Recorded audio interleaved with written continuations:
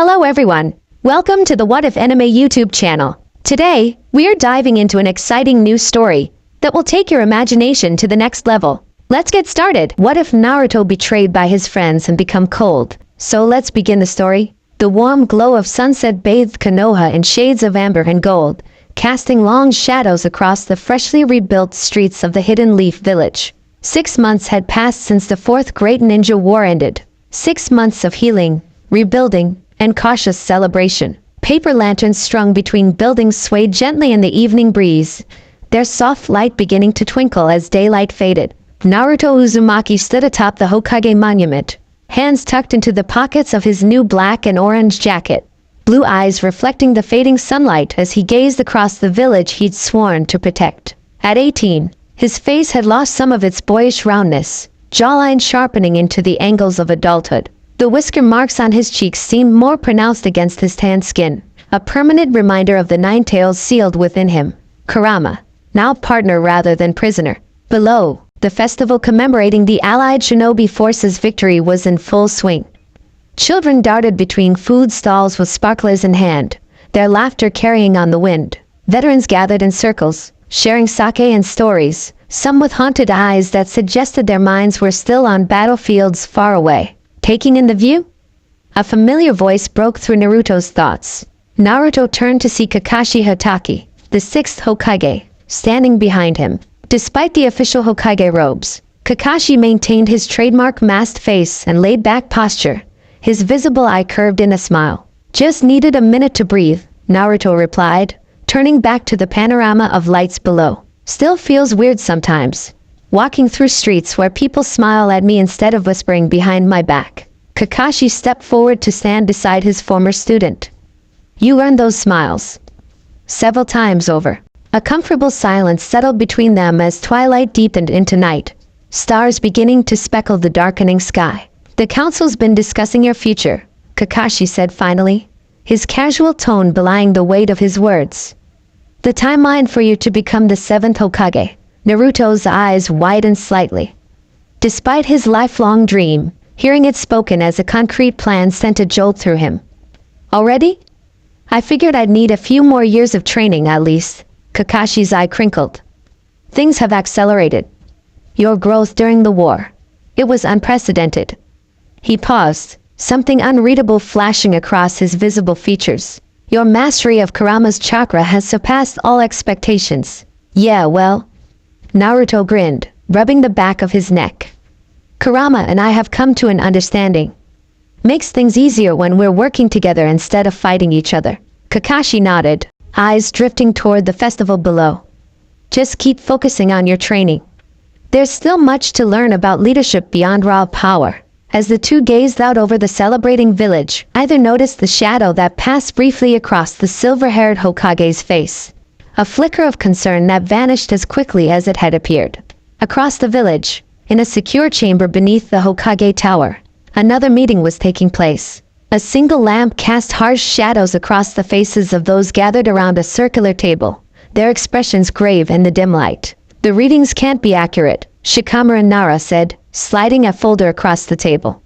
His normally bored expression was tightened with concern, dark eyes sharp beneath his spiky ponytail. "If they are, his chakra has grown 17% in just the last month." Sakura Haruno picked up the folder, leafing through pages of charts and data. Her pink hair was pulled back in a practical knot, medical insignia gleaming on her wristbands. "The medical scans confirm it. His cellular structure is changing to accommodate the increased chakra flow." She placed a medical image on the table, pointing to highlighted areas. "These anomalies weren't present in last month's examination." "Is he aware of these changes?" an elder council member asked, leaning forward. "No," Sakura replied, tension evident in her voice. "He's scheduled for regular examinations as part of the Jinchuriki monitoring protocol we established after the war. But we've kept the specifics from him." Shikamaru's fingers drummed a restless pattern on the table. "We've documented 3 incidents in the past month alone where his chakra affected the surrounding environment without his conscious intent. Last week, Training Ground 7 recorded chakra spikes that briefly disrupted the village's barrier seals." "Tell me something, Shikamaru," another voice cut in, sharp as a blade. The speaker leaned into the light, revealing Tsunade's youthful-appearing face, amber eyes hard with concern.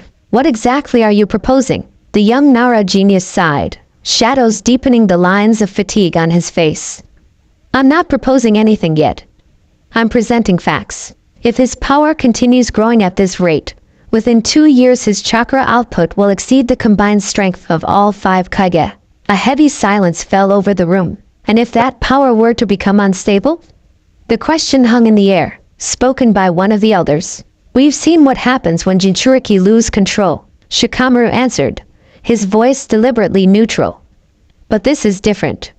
This isn't about Kurama breaking free. This is about Naruto's own chakra potentially becoming too vast for his physical form to contain. Sakura's hands clenched into fists on the table. I've been researching potential solutions. There may be ways to create a regulated release system. Specialized seals that could help stabilize his chakra network. Seals? Tsunade's eyebrow arched dangerously. You're talking about restricting his power without his knowledge or consent. I'm talking about protecting him. Sakura shot back, green eyes flashing. The cellular degradation I'm seeing suggests his body might not be able to sustain this growth indefinitely. And protecting the village, one of the council members added quietly. Tsunade's fist hit the table with carefully restrained force. Naruto Uzumaki saved this village. Saved all of us. More times than I can count. He mastered Sage Mode, befriended the Nine Tails, and faced down Madara and Kagaya. And now you're sitting here discussing him like he's a weapon that needs to be contained? Lady Tsunade, Shikamaru's voice remained calm, though strain showed around his eyes. No one at this table has forgotten what we owe him. But we can't ignore the date either. He slid another document forward. An analysis of other recorded Jinchuriki throughout history who experienced power surges beyond their control. Every case study ends the same way. Catastrophic failure. Not just for them, but for everyone around them. Tsunade stared at the document, lips pressed into a tight line. We're not making any decisions tonight, Shikamaru continued. But we need to begin researching options. For his sake, and for everyone's. The former Hokage looked around the table at the assembled faces, concerned, determined, afraid. After a long moment, she reached for the file. Research only, she said, each word precise and weighted. Nothing happens without full council approval. And at some point, he deserves to know. The meeting continued late into the night, voices kept carefully low, while outside, festival lanterns cast their glow over a celebrating village unaware of the shadow beginning to form. Morning sunlight streamed across Training Ground 3, glinting off kunai embedded in wooden posts and catching in the spray of sweat as Naruto and Konohamaru sparred at the center of the field. The younger ninja flew backward from a palm strike, catching himself with a practice flip before landing in a ready stance. You're dropping your left elbow again, Naruto called out, bouncing lightly on the balls of his feet. Leaves your whole side open. Konohamaru wiped sweat from his brow with his blue scarf. Easy for you to say. You're not the one getting launched across the field every 30 seconds. Naruto grinned, the expression lighting up his face. Hey, you asked me to help you prepare for the Jonin exams. Not my fault if the training's tough. Yeah, Konohamaru grumbled, but a smile tugged at his lips as he reset his stance. One more round.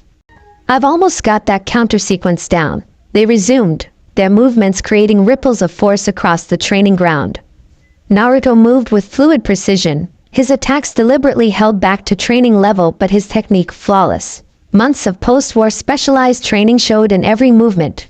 Gone was the scrappy, unpredictable fighter who relied primarily on shadow clones and overwhelming force. This Naruto fought with economy and control, each strike precisely calculated. Konohamaru lunged forward with a complex sequence of strikes, momentarily pushing Naruto back.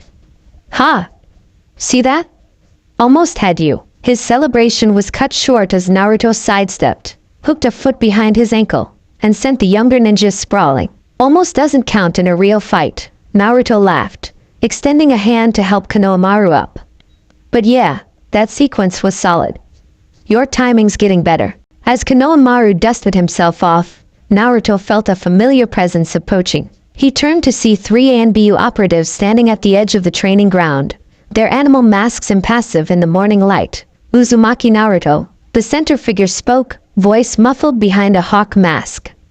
The Hokage has requested your presence for a mission briefing. Naruto frowned slightly. Now? I'm in the middle of training with. It's fine, Konohamaru interrupted, shouldering his equipment bag. I've got academy instructor duty in an hour anyway. We can pick this up tomorrow. With a reluctant nod, Naruto gathered his gear. As he approached the ANBU, he noticed something unusual. They maintained a precise distance from him, forming a triangle pattern that subtly positioned him at the center.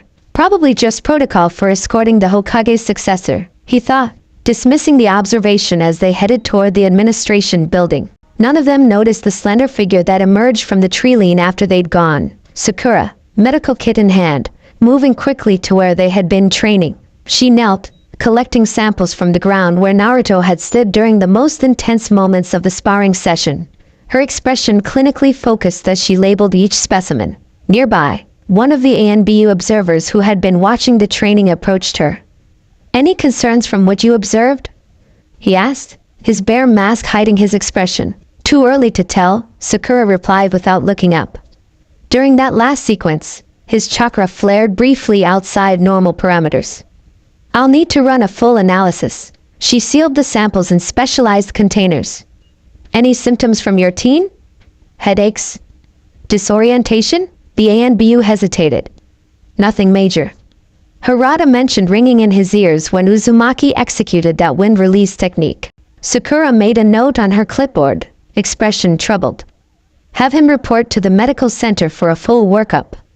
Document everything, no matter how minor it seems. As the ANBU nodded and disappeared in a swirl of leaves, Sakura's gaze lingered on the spot where Naruto had stood.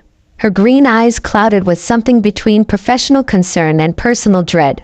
The rich aroma of Ichiraku's signature broth wafted through the air as Team 7 gathered for lunch. Naruto was already on his second bowl, chopsticks moving with practiced efficiency between enthusiastic descriptions of his upcoming mission. Land of Rivers diplomatic assignment, he said between bites. Kakashi-sensei says it's mostly ceremonial, but after being cooped up in the village for so long, any mission sounds good. Across the counter, Sakura nodded, picking at her own food. Just try not to cause an international incident.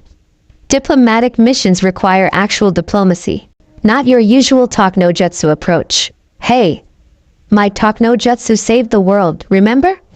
Naruto protested with a mock-wounded expression that quickly dissolved into a grin. Sasuke, temporarily back in the village between his own solitary journeys, merely grunted from Naruto's other side.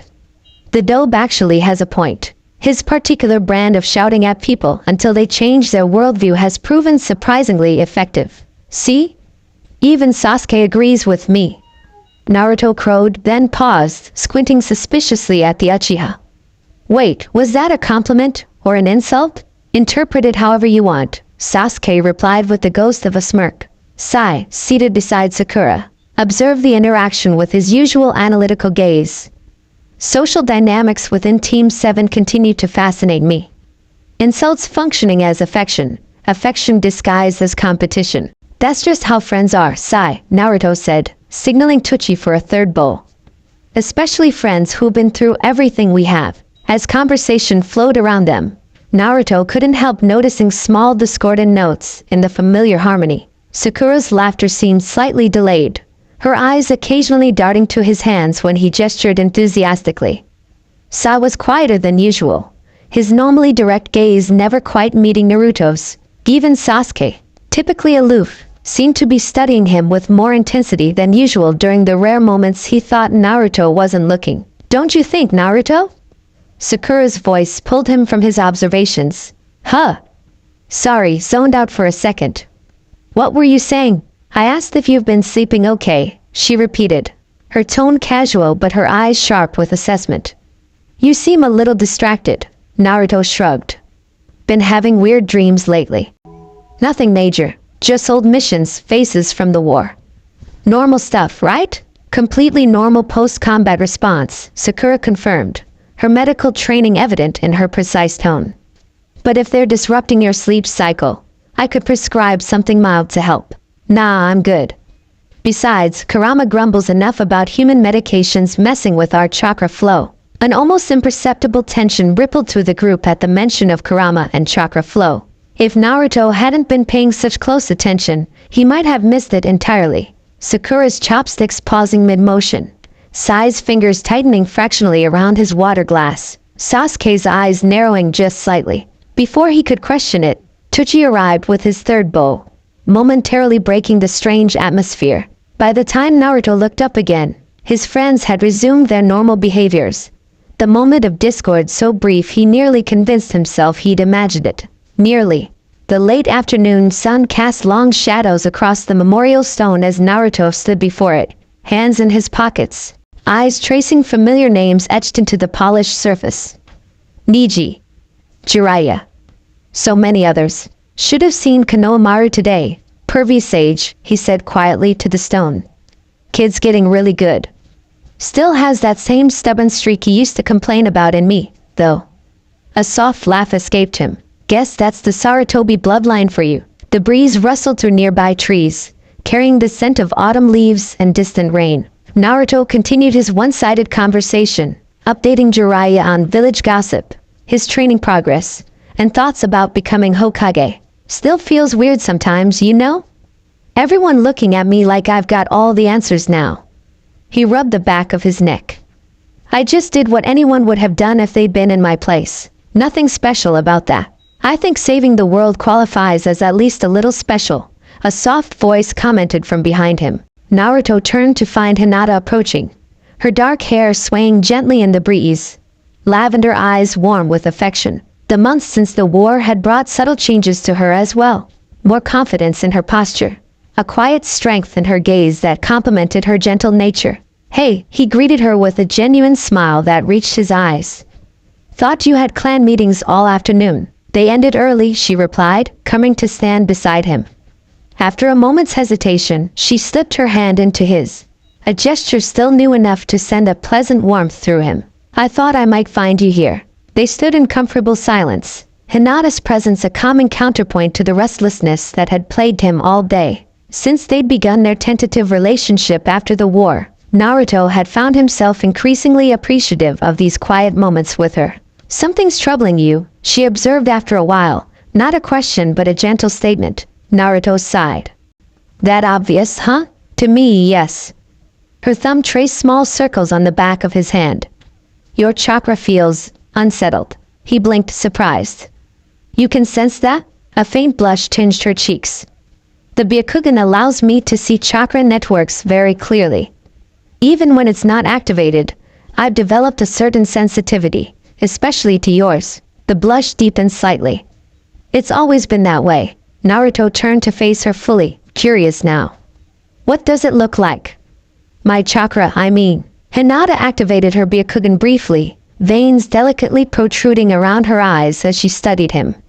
After a moment, her expression shifted subtly from curiosity to concern. It's beautiful, she said softly, deactivating her bloodline limit. Like sunlight through clear water. But today, there are ripples. As if something's disturbing the surface. Huh. Naruto frowned slightly. Maybe I'm coming down with something. Sakura was asking about my sleep earlier. Hinata's brow furrowed. Naruto-kun. She hesitated, choosing her words carefully. Have you noticed anything unusual lately? With how people are acting around you? The question struck a chord with his earlier observations. Maybe. Little things seem off, but when I try to put my finger on it, it's like trying to grab smoke. He shook his head, probably just imagining things. Hinata's grip on his hand tightened almost imperceptibly. Your instincts are usually good. Don't dismiss them too quickly. Before Naruto could respond, movement caught his eye. Several A and B silhouettes visible momentarily on a distant rooftop, positioned in a way that gave them clear sight lines to the memorial. Following his gaze, Hinata's Byakugan activated automatically. Her body tensed beside him. What is it? Naruto asked, instantly alert. She deactivated her bloodline again, but not before Naruto caught the troubled look in her eyes. Nothing, she said with an unconvincing smile. Just regular patrols. Naruto wasn't convinced, but before he could press further, distant thunder rolled across the sky. Hinata glanced at the gathering clouds. We should head back before the rain starts, she suggested, tugging gently at his hand. Ino mentioned Ichiraku is testing a new ramen flavor tonight. As they walked back toward the village center, Naruto couldn't shake the feeling that something important had just happened. Something in Hinata's reaction to those Anbu that she wasn't telling him. The unsettled feeling in his chest grew stronger, a nebulous anxiety he couldn't quite name. Above them, storm clouds continued to gather, their shadows racing across Konoha's streets like harbingers of things to come. 3 days later, Naruto stood at the center of Training Ground 7, sweat beading on his brow despite the cool morning air. Around him, the earth was scarred with evidence of intense practice. Splintered logs, scorched grass, and deep furrows carved into the ground. One more time, he muttered to himself, forming a familiar hand sign. Shadow Clone Jutsu. Dozens of identical Narutos popped into existence, surrounding him in a circle. With a nod from the original, they began attacking in coordinated waves, testing his defensive capabilities from all angles simultaneously. The original Naruto moved with fluid grace, blocking, countering, and evading with practiced precision. As the intensity increased, a faint golden glow began to emanate from his skin. Kurama's chakra responding to the heightened adrenaline. You're relying too much on my chakra for basic training. Kurama's deep voice rumbled in his mind. This should be well within your natural capabilities. Just ensuring our synchronization stays sharp, Naruto replied mentally, dispatching another wave of clones. Besides, it feels different lately. Like there's more power available, but it's harder to regulate precisely. The next group of clones attacked with increased fervor, one managing to land a solid hit to Naruto's solar plexus. The impact sent a jolt through his system, not of pain, but of something else entirely. For a split second, the golden chakra flared blindingly bright. A shockwave of pure energy erupted from Naruto's body, dispelling all the clones instantly and continuing outward in a visible ripple through the air. 3 ANBU observers, positioned at what they'd considered a safe distance, were caught in the wave. One slammed back against the tree trunk with bone-jarring force. Another dropped to one knee, hands clutching at his mask. The third managed to raise a hasty chakra shield, but still skidded backwards several meters. The shockwave dissipated as quickly as it had formed, leaving Naruto standing alone in a perfect circle of flattened grass, his eyes wide with shock. What the hell was that?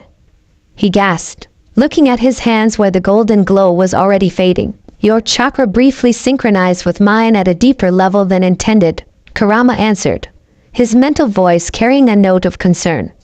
The result was unexpected. Naruto's attention snapped to the Anbu, who were already regrouping, the 2 injured members being supported by the third. Hey, are you okay? He called, jogging toward them. Maintain distance. The lead Anbu ordered sharply, hand raised to halt Naruto's approach. Though the mask hid his expression, tension radiated from his posture. Naruto stopped, confusion and concern warring on his face. I'm really sorry. I don't know what happened. Let me help. Medical team is inbound. The Anbu cut him off. Training ground is now restricted. Please return to the village, Uzumaki-san. The formal address, so different from the respectful but friendly Naruto-san they typically used, wasn't lost on him. Nor was the way the 3 maintained a defensive formation even while injured.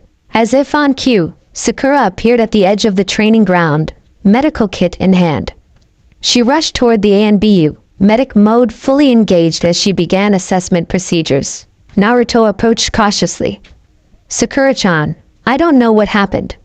We were just training and something weird happened with my chakra. Not now, Naruto, she interrupted, not looking up from the injured Anbu whose mask she'd partially removed to check pupil response.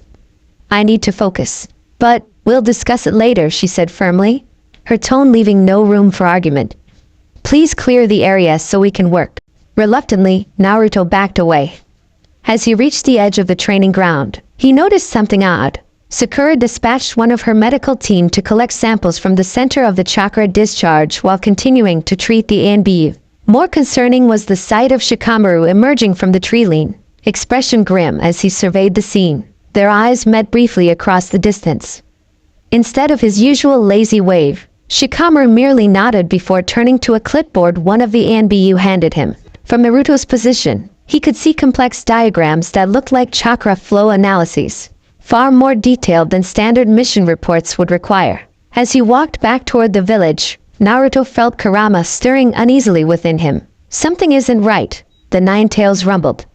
They're watching us too closely, analyzing too carefully. They're just concerned about the accident, Naruto replied mentally, though his own unease was growing. It makes sense they'd want to understand what happened. Kurama's skepticism was palpable. There are many kinds of understanding, Kit. Some seek to understand in order to help, others to control. The fox's words lingered in Naruto's mind as he made his way through the village streets, the weight of unseen eyes following his every step. The land of rivers gleamed beneath the midday sun, its famous waterways cutting silver ribbons through lush green landscapes. Naruto led the diplomatic mission along a winding path toward the daimyo's ancient palace, visible in the distance as elegant curved rooftops rising above carefully maintained gardens. Remember the protocols we discussed, Shikamaru said, walking beside him. The land of rivers values formality. No impromptu speeches or promises of any kind. Naruto rolled his eyes good-naturedly. Yes, sensei. I've been briefed 3 times already. I think I can manage not to cause an international incident for one afternoon. Behind them, Sai moved with silent vigilance, eyes constantly scanning their surroundings. 2 ANBU operatives flanked the group at a discreet distance, maintaining a protective perimeter without being obvious to any observers. Despite the mission's diplomatic nature, tension had hung over the group since their departure from Konoha.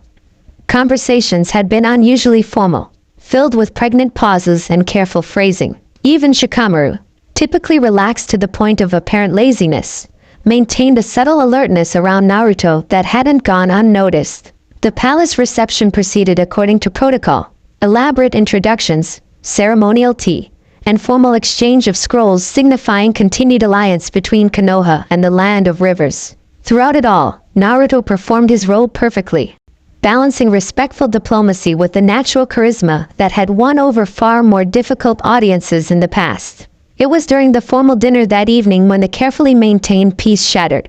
A servant carrying wine to the high table suddenly pivoted, drawing a concealed blade from beneath his tray and lunging toward the daimyo with lethal intent. What happened next unfolded in seconds. Naruto moved without conscious thought, pure instinct carrying him between the assassin and the target. As the blade descended, his chakra surged, not in the controlled manner he'd mastered during the war, but in a brilliant explosion of golden energy that enveloped both him and the attacker. The assassin froze mid-strike, suspended momentarily in the golden light before being hurled backward with tremendous force. He crashed through an ancient decorative screen, his body creating a spiderweb of cracks in the stone wall behind it before sliding limply to the floor. The chakra manifestation dissipated quickly, but its effects remained. Delicate crystal decanters throughout the room had shattered. Fine hairline cracks spread across the ceiling's ornate paintings. Several attendants nearest to Naruto clutched their heads, disoriented by the wave of raw power that had washed over them. In the stunned silence that followed, Naruto turned to the daimyo, who stared at him with undisguised awe and more than a little fear. "Are you all right, my lord?"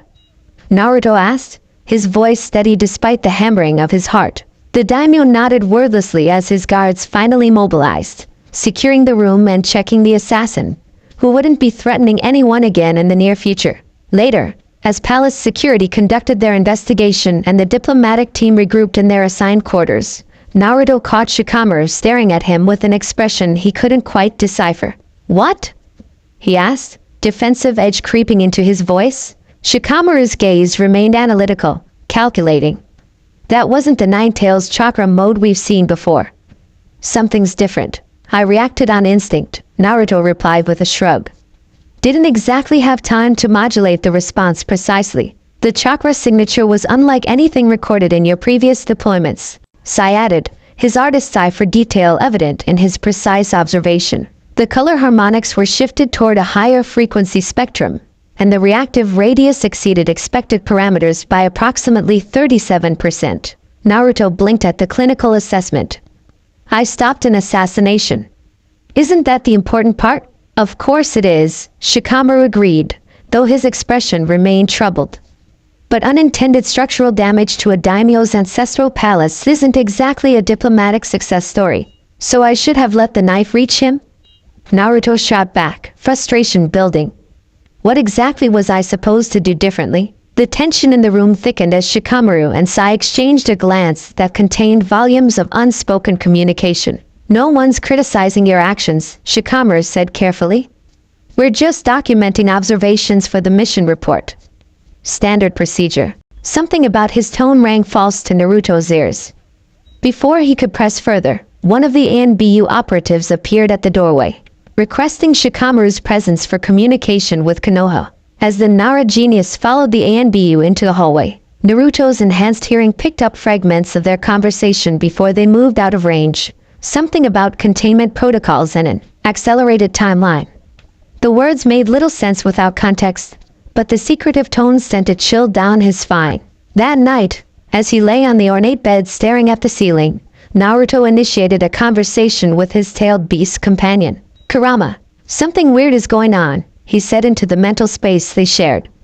Ever since that training accident, everyone's been acting strange around me. The Nine Tails' massive forms shifted in their shared mindscape. I've noticed. The chakra signatures of your teammates have been spiking with anxiety patterns when in your presence. You think they're afraid of me? The question came out smaller than intended, echoing old wounds from his childhood. Kurama's crimson eyes narrowed in thought. Not simple fear. Something more complex. Concern, perhaps. Or calculation. Naruto rolled onto his side, troubled. And what about today? That chakra reaction was different. Even I could feel it. Our synchronization continues to evolve, Kurama replied, a note of pride mingling with caution in his rumbling voice. The seal your father created was meant to eventually allow perfect harmony between us. That process accelerated during the war but hasn't stopped evolving. Is it dangerous? Naruto asked quietly. The fox was silent for a long moment. Not to you. Our chakra signatures have nearly perfect compatibility now. Another pause. To others in close proximity during a sudden surge? That remains to be seen. The conversation left Naruto with more questions than answers as he drifted into uneasy sleep, dreams filled with golden light and watchful eyes. The weeks following the Land of Rivers mission brought a gradual accumulation of small discordant notes in Naruto's daily life. Subtle changes that might have gone unnoticed individually but formed a troubling pattern when viewed together. Conversations that abruptly shifted when he entered rooms. Training sessions rescheduled without explanation. Mission assignments that increasingly paired him with ANBU observers rather than his usual teammates. Even his regular friends seemed subtly different around him.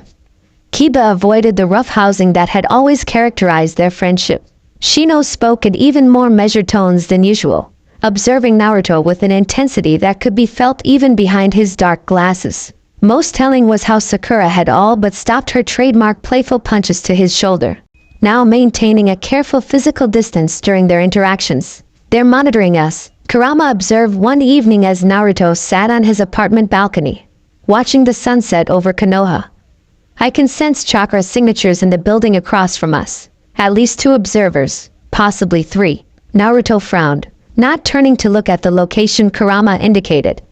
NBU security detail for the future Hokage, maybe? No, the fox replied with certainty. These are surveillance jutsu, not protection formations.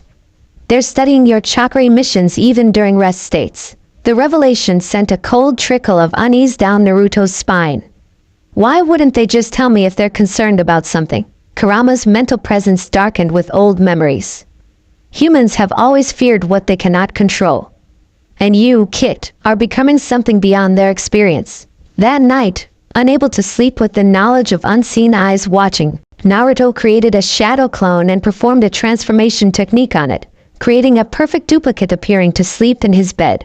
Meanwhile, the real Naruto slipped out his window under a different transformation jutsu, determined to find answers. His first stop was the hospital archives, where his own medical records should provide some insight into what Sakura and the medical team might be concerned about.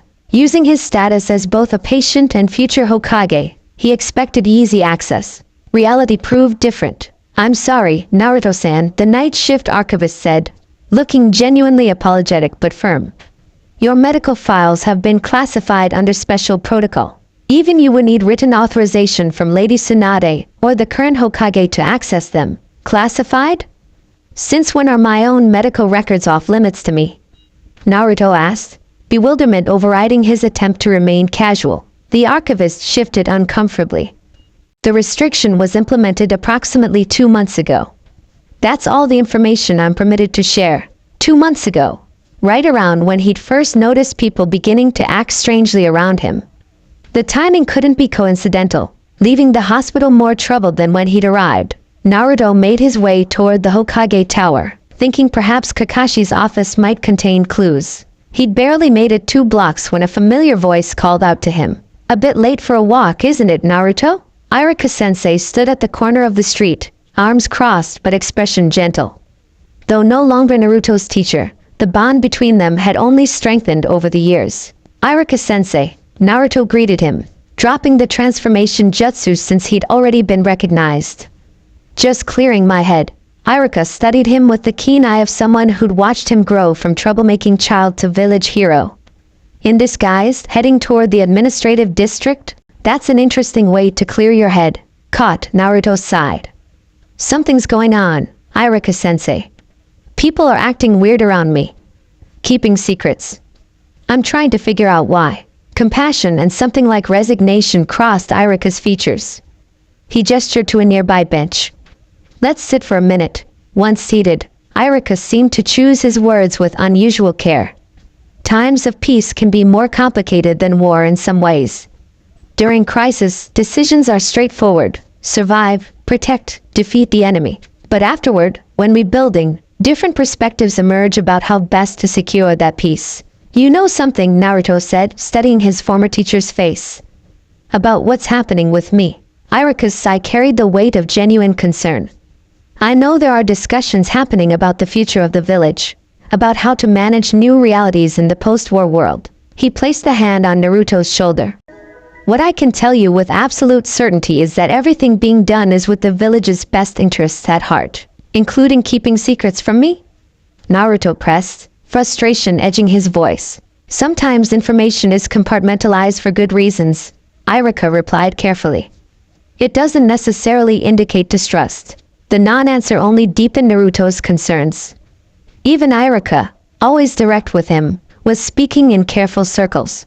They parted ways soon after, Iruka watching with worried eyes as Naruto walked back toward his apartment, shoulders slightly hunched against the chill that had nothing to do with the night air.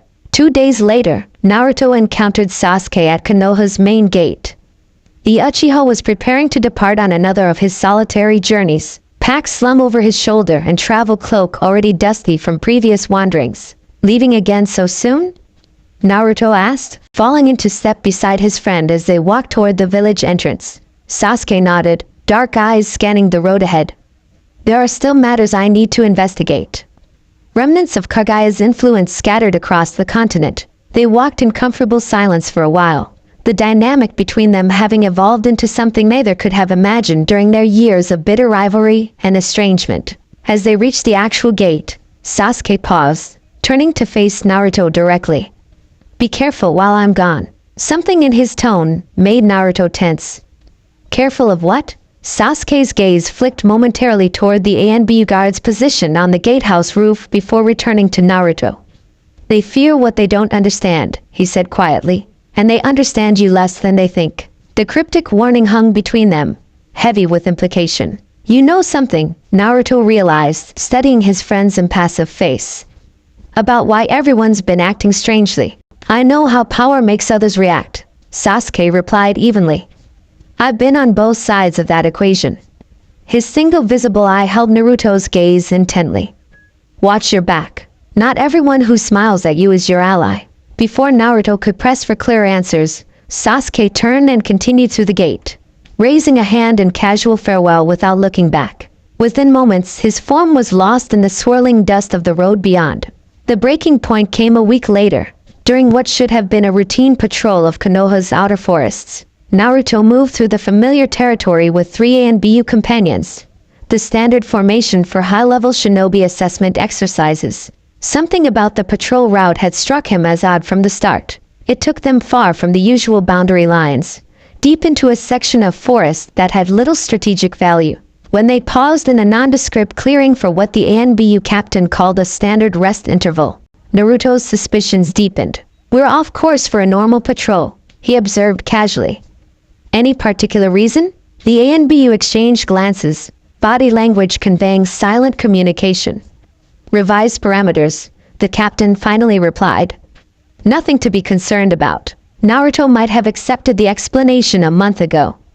Now, with accumulated suspicion humming through his veins, he reached out with his sensory abilities, an aspect of his skills that had developed significantly since the war. What he detected sent a pulse of shock through his system. Beneath the forest floor, approximately 200 meters east of their position, lay a substantial structure, one shielded by multiple layers of chakra-dampening seals, but not completely invisible to his enhanced perception. Without a word, Naruto created a shadow clone that remained with the ANBU team while he substituted himself with a fallen log at the edge of the clearing. By the time the ANBU realized what had happened, he was already moving rapidly through the trees toward the hidden structure. He located the entrance, disguised as an abandoned hunter's shelter, and slipped inside, finding a sealed door that opened to chakra signatures registered in Konoha's security system. The moment he channeled chakra into the verification panel, the door slid open with a soft hiss. Beyond lay a facility that stole the breath from his lungs, a fully equipped research laboratory filled with sophisticated equipment, much of it focused around the central chamber containing what appeared to be analysis devices. The walls were lined with data scrolls, monitoring equipment, and view screens displaying complex chakra flow diagrams. As Naruto moved deeper into the facility, shock gave way to creeping horror. On every screen, every scroll, every data chart, he saw the same subject identifier, Uzian 9T, Uzumaki. Nine Tails. This entire hidden facility was dedicated to studying him, or more precisely, his chakra. At a central workstation, several sample containers glowed with faint golden energy. Chakra samples extracted during his training sessions, missions, and medical checkups. Each was being subjected to different analysis protocols, with readouts tracking reactivity, stability, and compatibility with various sealing techniques.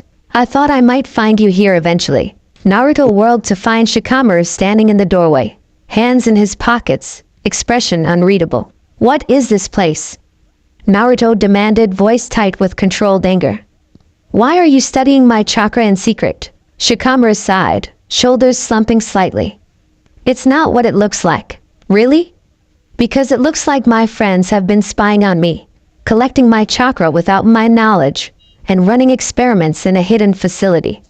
Naruto's eyes flashed dangerously. "What part of that am I misinterpreting?" "The purpose," Shikamaru replied, entering the room fully and letting the door slide shut behind him.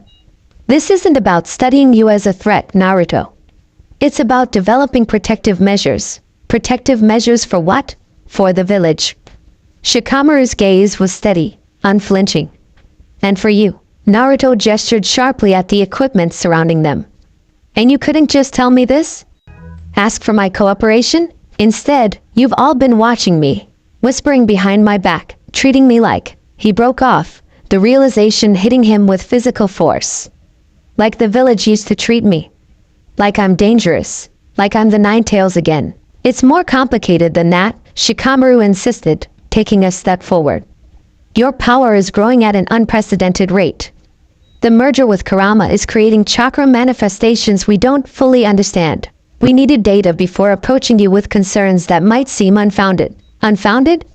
Naruto laughed bitterly. "You built a secret lab. How is that unfounded?" Before Shikamaru could respond, alarms blared throughout the facility. Red emergency lights pulsed along the walls as a mechanical voice announced, "Security breach protocol activated. Data protection sequence initiated." Equipment began shutting down around them, screens going dark as the facility enacted protective measures against unauthorized access. "We should leave," Shikamaru said urgently.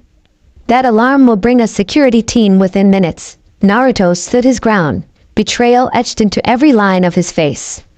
"I'm not going anywhere until you tell me the truth. All of it." The shadow user's expression tightened with genuine regret. Not here, not now. But I promise you'll get answers. Just not like this. For a long moment, they stared at each other, former classmates, comrades, friends, separated by a gulf of secrecy and suspicion that seemed to widen with every passing second. Finally, Naruto turned toward the exit. Fine. But this conversation isn't over. That night, Naruto sat cross-legged on his bed, the apartment windows open to the cool evening breeze, his mind churning with the day's discoveries. Sleep remained impossible, his thoughts racing between anger, hurt, and growing paranoia about who he could still trust. They fear your potential, Kurama observed from their shared mindscape. Not what you are, but what you might become. I've never given them reason to fear me, Naruto replied, frustration evident even in his mental voice. Everything I've ever done has been to protect them. Humans fear power they cannot control, the fox replied with the wisdom of centuries. And you, Kit, are becoming something beyond their experience or expectation. A soft tap at the window interrupted their conversation. Instantly alert, Naruto turned to find a small toad perched on his windowsill, one of the lesser summons from Mount Maiboku, carrying a sealed scroll in its mouth. Message for Naruto Uzumaki, the toad announced formally, depositing the scroll before disappearing in a small puff of smoke. The scroll bore the distinctive sealing mark of the toad sages, its parchment ancient and imbued with natural chakra that tingled against Naruto's fingers as he carefully broke the seal. As the scroll unrolled, elegant script appeared, the message brief but chilling. Asterisk to the child of prophecy. Asterisk. Asterisk, the elders have sensed disturbing chakra signatures emanating from Konoha. Research into dangerous healing arts not seen since the Warring States period has resumed under the guise of village security. These techniques were forbidden for good reason. They do not merely contain power but corrupt both the sealed and the sealer. Asterisk. Asterisk, exercise extreme caution.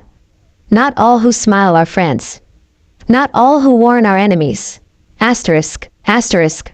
The great toad sage asterisk. Naruto read the message 3 times, each reading deepening the cold weight settling in his chest. The scroll confirmed his worst fears while raising new ones. This wasn't simply about monitoring his growing power.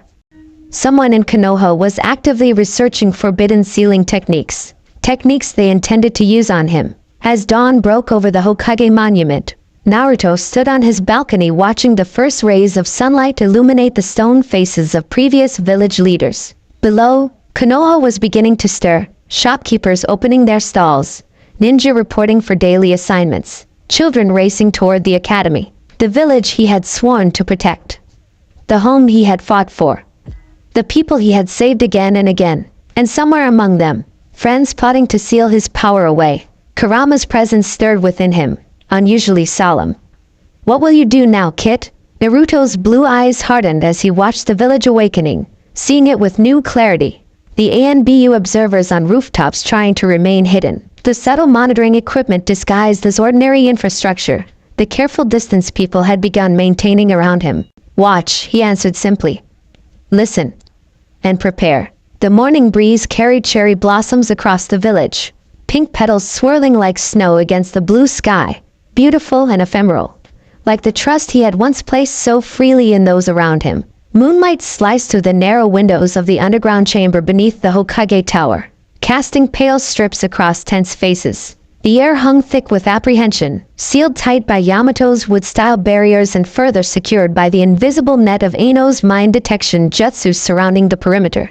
Kakashi leaned against the stone wall, Hokage robes discarded for standard Jonin attire. His visible eye surveyed those assembled. Shikamaru, fingers steepled in contemplation. Sakura, medical charts spread before her. Sai, unnervingly still. Tsunade, arms crossed and expression thunderous. Yamato, maintaining the room's security. And 3 council representatives whose grave faces reflected the severity of what they were discussing. Conspicuously absent were Hinata, Rock Lee, and others known to be among Naruto's most loyal supporters. Let's review the latest data, Kakashi said, his casual tone belying the weight of the meeting. Shikamaru, the Naro genius, unfurled a scroll across the circular table. Charts and figures sprang to life, projected by a specialized jutsu that displayed the information in 3-dimensional form above the parchment. Naruto's power grew 17% in the last month alone, Shikamaru said, shadows playing across his sharp features as he manipulated the projection. At this acceleration rate, his chakra reserves will theoretically exceed the combined strength of all 5 Kage within 12 months. The room temperature seemed to drop several degrees as the implications sank in. What about the cellular degradation? One of the council members asked. Leaning forward to study the projection, Sakura stepped forward, her pink hair pulled back severely, medical authority evident in her precise movements. His cells are adapting to accommodate the increased chakra flow, but not without cost. She tapped a section of the display, enlarging microscopic images. These anomalies in his chakra network show signs of strain. The human body has limits, even with Uzumaki vitality and the Nine Tails' regenerative capabilities. So it's not just about village security, Tsunade interjected, amber eyes flashing. You're claiming this is for his own protection? Both concerns are valid, Shikamaru replied evenly. The chakra surges we've documented affected ANBU observers at a range of 50 meters. 3 Jonin-level shinobi incapacitated by a training accident. Structural damage to the land of River's ancient palace during what should have been a routine diplomatic mission. He shifted the display to footage of these incidents. The golden flare of energy, the shockwave rippling outward, the aftermath. And the next surge could happen anywhere, Yamato added quietly. In the market. Near the academy. During a council meeting, Tsunade slammed her palm against the table, the controlled force nevertheless sending vibrations through the stone floor. This is Naruto we're talking about. Not some unknown variable. He saved this village, saved all of us, repeatedly. He deserves to be part of this conversation. Would he agree to power restriction? Kakashi asked, his voice soft but cutting through the tension. If we told him our concerns, explained the data, asked him to voluntarily submit to a sealing procedure that would reduce his capabilities by more than half? Silence gripped the room as the question hung unanswered. Shikamaru finally broke it. Every psychological profile suggests the same outcome. He'd refuse, believing he could control it through sheer will. He'd see it as doubt in his abilities, not concern for his well-being or the village's safety. So instead we manipulate him? Lie to him? Tsunade challenged, disgust evident in her voice. Previous attempts to regulate Jinchuriki powers have all failed because they were imposed, not chosen. Which is why this has to be different, Sakura said, her voice tight with emotion even as her words remained clinical. The seal we're developing isn't a prison, it's a regulator. Designed specifically for Naruto's unique chakra signature. She summoned a new projection. Complex sealing formulas spiraling in intricate patterns. This isn't some haphazard containment jutsu, she continued. It's based on Uzumaki's sealing techniques, modified to work with Naruto's dual chakra system rather than against it. The council's senior member, an elderly woman with steel-gray hair and deep lines etched into her face, spoke for the first time. How confident are you in this seal's stability? The consequences of failure would be catastrophic. For the village and for Uzumaki himself. Sakura's expression hardened. That's why we need more time. The simulations are promising, but we've had complications during testing. Kakashi straightened, instantly alert. What kind of complications? The test chamber was destroyed during our last trial, Shikamaru answered bluntly. We used a chakra sample 1,000th the potency of Naruto's current output. The seal held for 7 minutes before catastrophic failure. The silence that followed was deafening. This meeting is concluded, Tsunade announced suddenly, pushing away from the table. I won't be part of this any longer. If you proceed with this plan, you do so without my support or involvement. Kakashi's eye met hers, something unspoken passing between the current and former Hokage. Lady Tsunade, don't. She cut him off with a slashing motion. You're making the same mistake the third made with Naruto as a child. Decisions about his life without his input, all in the name of protection. We should have learned by now where that path leads. She strode toward the door, pausing with her hand on the handle.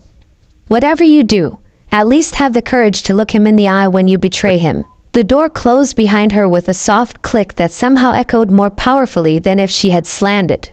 Sunlight dappled the forest floor of the Nara clan woods, breaking through dense canopy to illuminate the hidden research facility nestled among ancient trees. Here, Far from the village's curious eyes, specialized seal masters worked alongside the Konoha cryptanalysis team, bending over tables scattered with scrolls bearing complex formulas. The central workstation held a three-dimensional model of the seal, its chakra pathways glowing as different scenarios were tested. Each simulation would flare brilliant blue before inevitably destabilizing in a burst of golden light that represented Naruto's chakra breaking through the containment. Sakura stood at the threshold, medical coat exchanged for standard combat gear, watching the latest simulation collapse. Shikamaru approached from behind, his footsteps deliberately audible to avoid startling her. "Another failure?" he asked, though the answer was obvious. "The 37th, she confirmed, tucking a strand of pink hair behind her ear. "We've modified the compression ratio, but the seal still can't contain the raw chakra volume for more than 12 minutes in the simulation." Shikamaru studied the equations hovering in the air. 12 minutes might be enough. "We don't need permanent containment, just enough time to complete the anchoring process." Sakura turned to face him, shadows under her eyes betraying sleepless nights. "You realize what we're talking about, right? This seal would reduce Naruto's chakra to 30% of its current levels. He'd still be formidable, Jonin level at minimum, but nowhere near what he is now. What he is now is becoming unsustainable," Shikamaru replied, his tones softening slightly. "The cellular degradation in your last report. I know what my reports show," she snapped, then immediately regretted it. "Sorry. It's just, there has to be another solution. Something we haven't considered." A seal master approached, interrupting their conversation. "We've identified the 5 chakra anchor points required for the modified Uzumaki containment seal."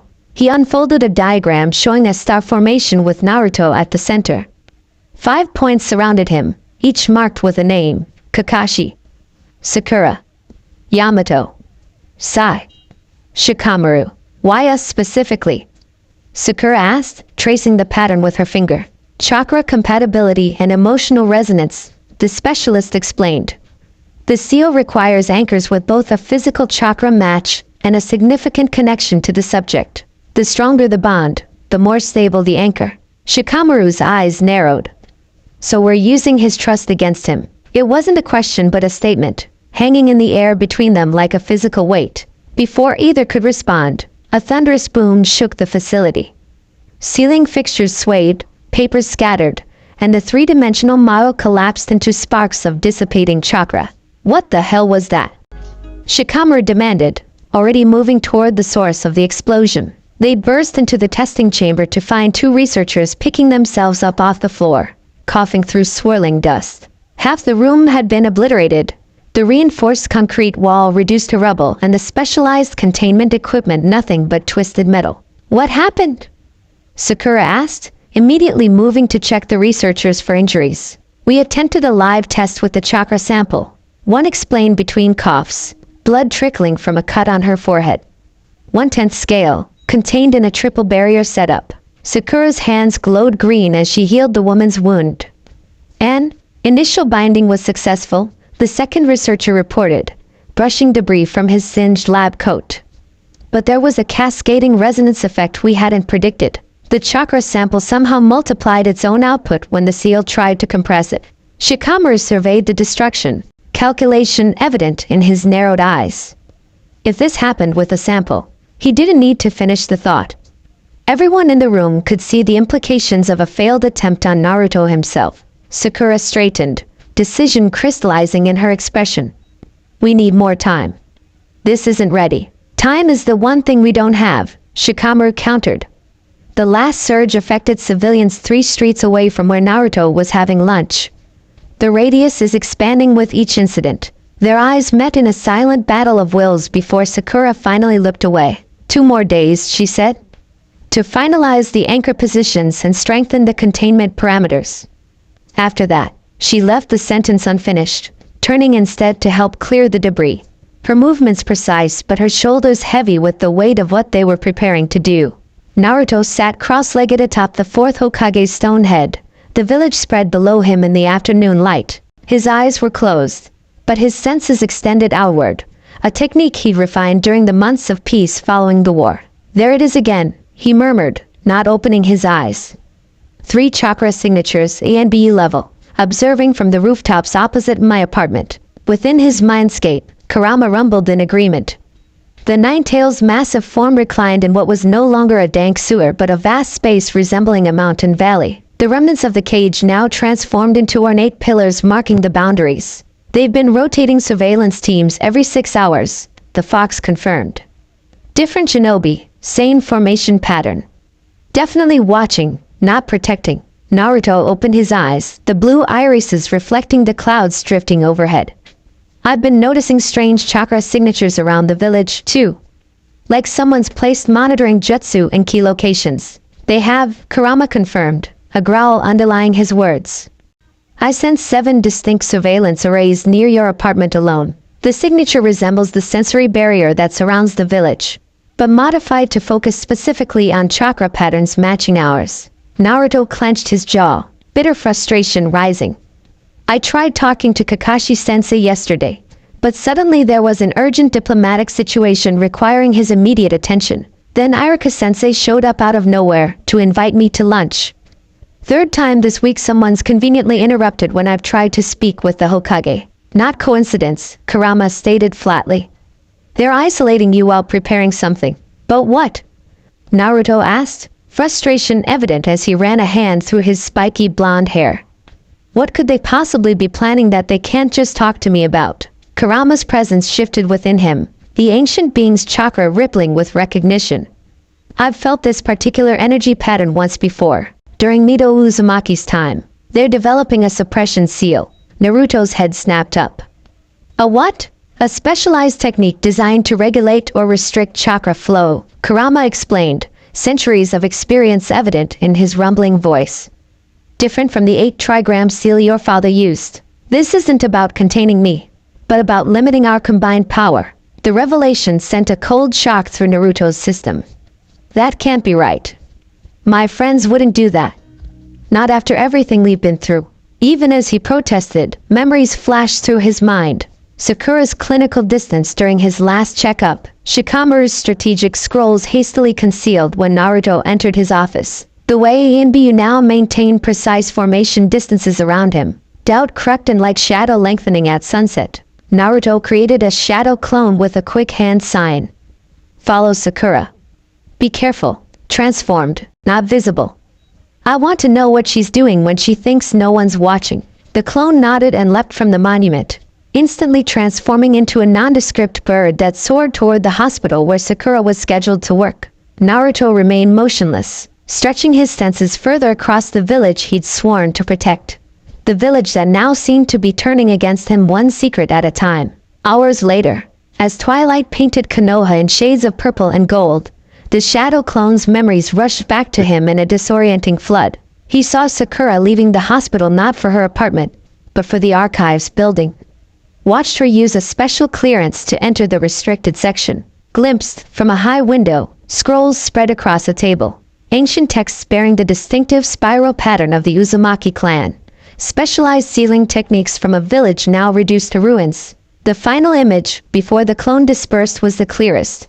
Sakura's face illuminated by a desk lamp as she studied a scroll labeled Uzumaki Containment Protocols. Second-tier restrictions. Naruto's hands clenched into fists so tight that his knuckles widened. The stone beneath him cracked slightly as his chakra flared in response to his emotions. They're really doing it, he whispered, the dying light casting long shadows across his face. They're planning to seal my power. Kurama's presence surrounded him like a protective cloak. The question now, Kit, is what you intend to do about it. Before Naruto could answer, an ANBU operative appeared in a swirl of leaves, kneeling at a respectful distance. Uzumaki-san, your presence is requested at the Hokage's office. An urgent S-rank mission has been assigned. Naruto's eyes narrowed slightly, but his expression revealed nothing of his inner turmoil. I'll be right there. As the ANBU disappeared, Naruto stood, the village lights beginning to twinkle below as darkness fell. What do you think, Kurama? Legitimate mission or part of whatever they're planning? The fox's response was immediate and certain. A trap. But perhaps one worth springing, to discover exactly what they intend. With a nod of grim determination, Naruto leapt from the monument, moving with fluid grace across the rooftops toward the Hokage Tower. every sense alert for the betrayal he now knew was coming. The mission briefing was a masterclass in deception. Kakashi sat behind his desk, apparently relaxed but with a tension around his eye that Naruto might not have noticed before his suspicions were aroused. Shikamaru leaned against the wall, scrolls tucked under one arm, deliberately casual. Sakura stood by the window, medical pack already prepared, her smile not quite reaching her eyes when Naruto entered. Diplomatic disturbance in the land of iron, Kakashi explained, sliding a mission scroll across the desk. Reports of unusual chakra signatures near their northern border. Possibly remnants of Kagaya's army or rogue Zetsu clones. Naruto accepted the scroll but didn't open it, studying the faces around him instead. And this requires my specific abilities because your sensory capabilities exceed our standard tracking units, Shikamaru supplied smoothly. If these are indeed Zetsu variants, your experience identifying their unique chakra signature would be invaluable. It was a perfectly reasonable explanation. Too reasonable, in fact. Crafted to appeal to Naruto's sense of duty and specialized knowledge. The mission parameters specify Team 7+ support, Kakashi continued. You'll depart at dawn from the northern gate. Sakura, Sai, and Shikamaru will accompany you. Naruto noted the composition instantly. The same names he'd seen on the chakra anchor diagram in his clone's memories. His expression revealed nothing as he tucked the scroll into his pocket. I'll be ready, he promised, his tone giving away none of the betrayal churning inside him. As he turned to leave, Sai entered, his pale face as expressionless as ever. Their eyes met briefly, and for an instant, Naruto thought he detected something. A flicker of what might have been regret, before Sai's emotional mask slipped back into place. The walk back to his apartment seemed longer than usual, each familiar street now feeling subtly hostile. Neighbors who would normally call out greetings seemed to find reasons to look away.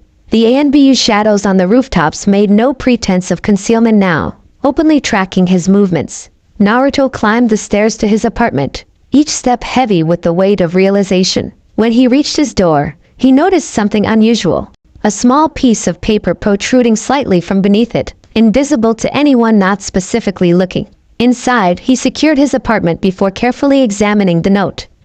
The handwriting was unfamiliar, the message brief but devastating in its clarity. Asterisk, they will bind your power tomorrow. Run or fight. There is no other option. Asterisk, no signature. No clue to the sender's identity. Just 11 words that confirmed his worst fears. Naruto sank onto his bed, the note crumpling in his fist as emotions battled within him. Betrayal, anger, disbelief, and underneath it all, a deep, wrenching sadness. What will you do?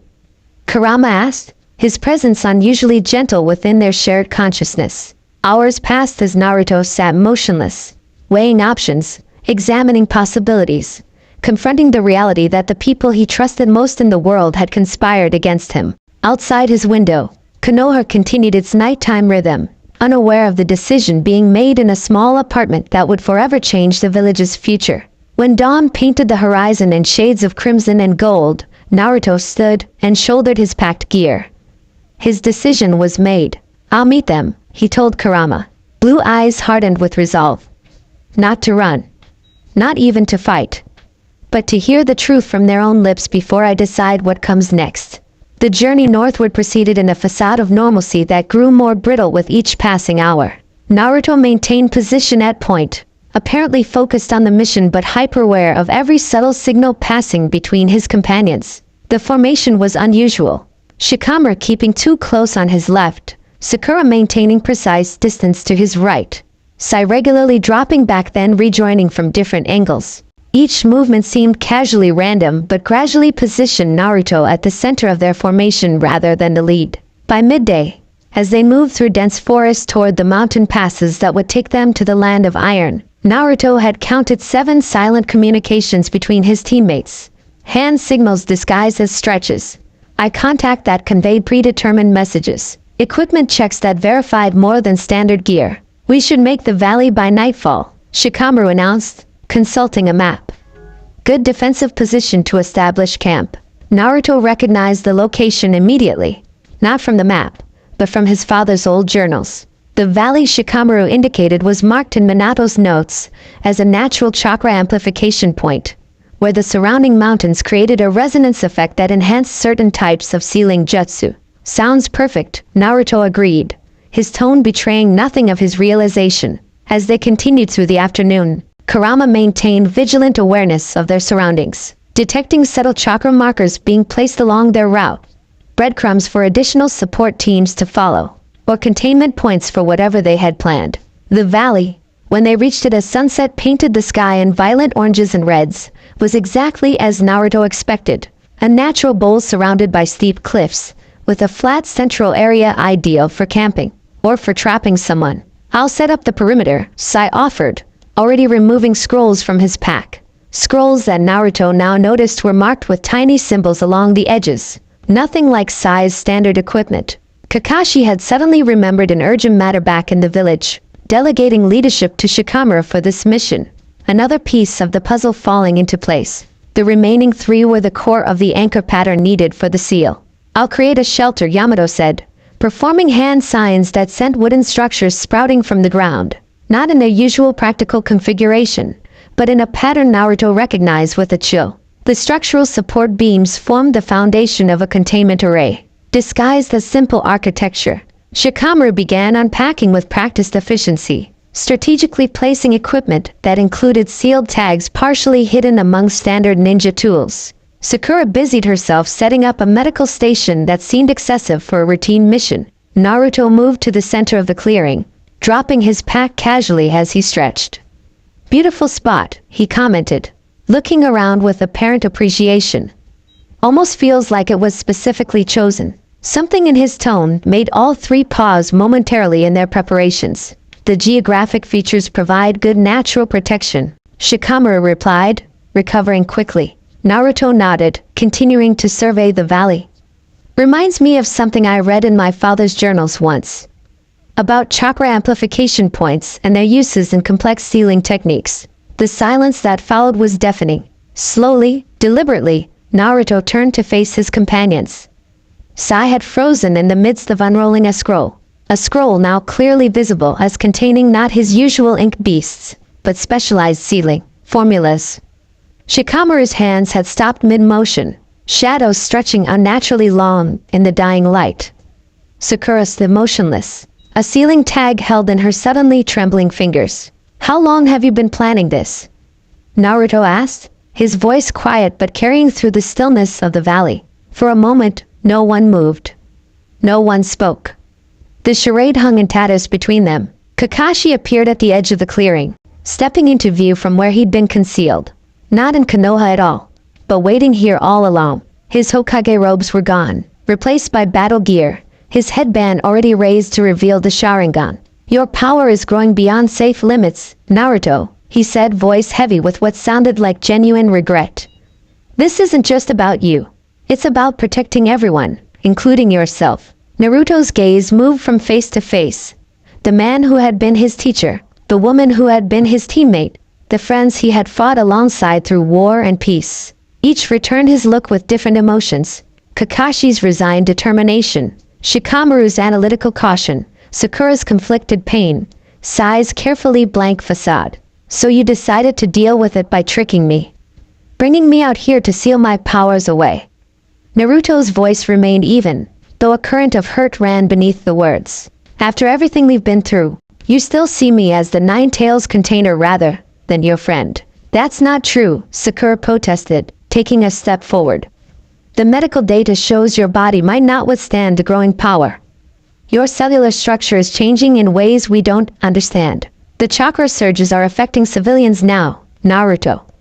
3 children near the academy experienced chakra burns just from being near you during a minor fluctuation." Naruto's eyes widened slightly at this information, the first genuine surprise in this unfolding betrayal. "And you didn't think to tell me this? To ask for my help finding a solution? We've tried modeling every scenario," Shikamaru interjected, shadows writhing around his feet as tension built. "Every projection showed the same outcome if we approached you directly. You'd refuse any limitation, believing you could control it through willpower alone. Meanwhile, the surges would continue, expanding in radius and intensity. So instead you manipulated me, spied on me, collected my chakra like I was some lab specimen." Naruto's voice finally cracked with emotion. Plan this elaborate trap rather than trusting me with the truth. It's temporary, Naruto, Sakura said, tears now flowing freely down her cheeks. Just until we find a permanent solution. The seal would still leave you with more chakra than most jonin, just regulated, controlled. The word hung in the air between them, controlled. The very thing Naruto had fought against his entire life. Without warning, Shikamaru's shadow sprang forward, stretching across the ground to capture Naruto's feet in the shadow possession jutsu. Simultaneously, Yamato's would release activated, branches erupting from the shelter's foundation to form a containment structure. Sai's brush moved in a blur across his scroll, ink beasts flowing outward to create the outer barrier seal. Naruto didn't resist, didn't attempt to dodge. He stood perfectly still as the trap closed around him, watching with eyes that reflected not anger but profound disappointment. Sakura approached with the central sealing tag, her steps hesitant, tears streaming down her face. This is temporary, Naruto. Just until we find a permanent solution. Kakashi began the hand signs for the sealing technique. Sharingan focused intently on suppressing any potential interference from Kurama. The chakra fluctuations have been increasing in frequency and intensity. If we don't act now, the next surge could harm you permanently, or innocent civilians around you. The first seal tag touched Naruto's skin, and in that moment of contact, everything changed. A flash of understanding swept through him, not just emotional but literal. Chakra recognition patterns revealing the truth of what this seal contained. They had been studying his chakra for months, developing this technique without his knowledge, testing components on samples stolen during medical exams and training sessions. More devastating was the revelation that came through Kurama's sensory abilities, the distinctive emotional chakra signature of fear emanating from several of them. Not just concern or caution, but genuine dread. After everything they'd been through together, after he had saved them all countless times, they were afraid of him. They never truly accepted us. Kurama's voice resonated within him. They tolerated our power when they needed it, feared it when they didn't. Something cold and hard crystallized in Naruto's heart, a steel wall forming around the wounded child who had spent his life seeking acceptance, protecting him from this final, unbearable rejection. As the sealing matrix activated, drawing on his chakra to power its own constraints, something unprecedented occurred. Instead of fighting separately against the intrusion, Naruto and Kurama synchronized completely. Their chakra signatures, already more integrated than any Jinchuriki Biju pair in history, merged in a way never before witnessed. The seal, designed to identify and separate their chakra patterns for controlled suppression, encountered a unified energy it couldn't categorize. Like water flowing around stone, the combined chakra slipped through the matrix's framework, gaining momentum with each attempted constraint. The sealing array began to glow red instead of blue, the symbols distorting as the chakra they tried to contain transformed into something the designers hadn't anticipated. Something's wrong, Sakura gasped, backing away as the tags began to smoke. The chakra pattern isn't matching the predictive model. Stabilize the anchor points, Kakashi ordered, hands flashing through emergency countersigns. Yamato, strengthen the containment barrier. Too late. With a sound like reality itself tearing, the sealing matrix overloaded. A devastating shockwave erupted outward, shattering the wooden containment structure, disrupting Shikamaru's shadow possession, and sending all four would-be sealers flying backward. In the chaotic aftermath, Naruto stood untouched at the center of destruction, transformed not in the berserk manner of past Nine Tails emergencies, but in cold, controlled fury. His appearance hadn't changed dramatically. No cloak of bubbling chakra, no fox-like features, save for his eyes, which now displayed a new pattern that combined his natural blue with Kurama's crimson, creating violet irises sliced by vertical pupils. The power radiating from him was unlike anything his former friends had ever felt.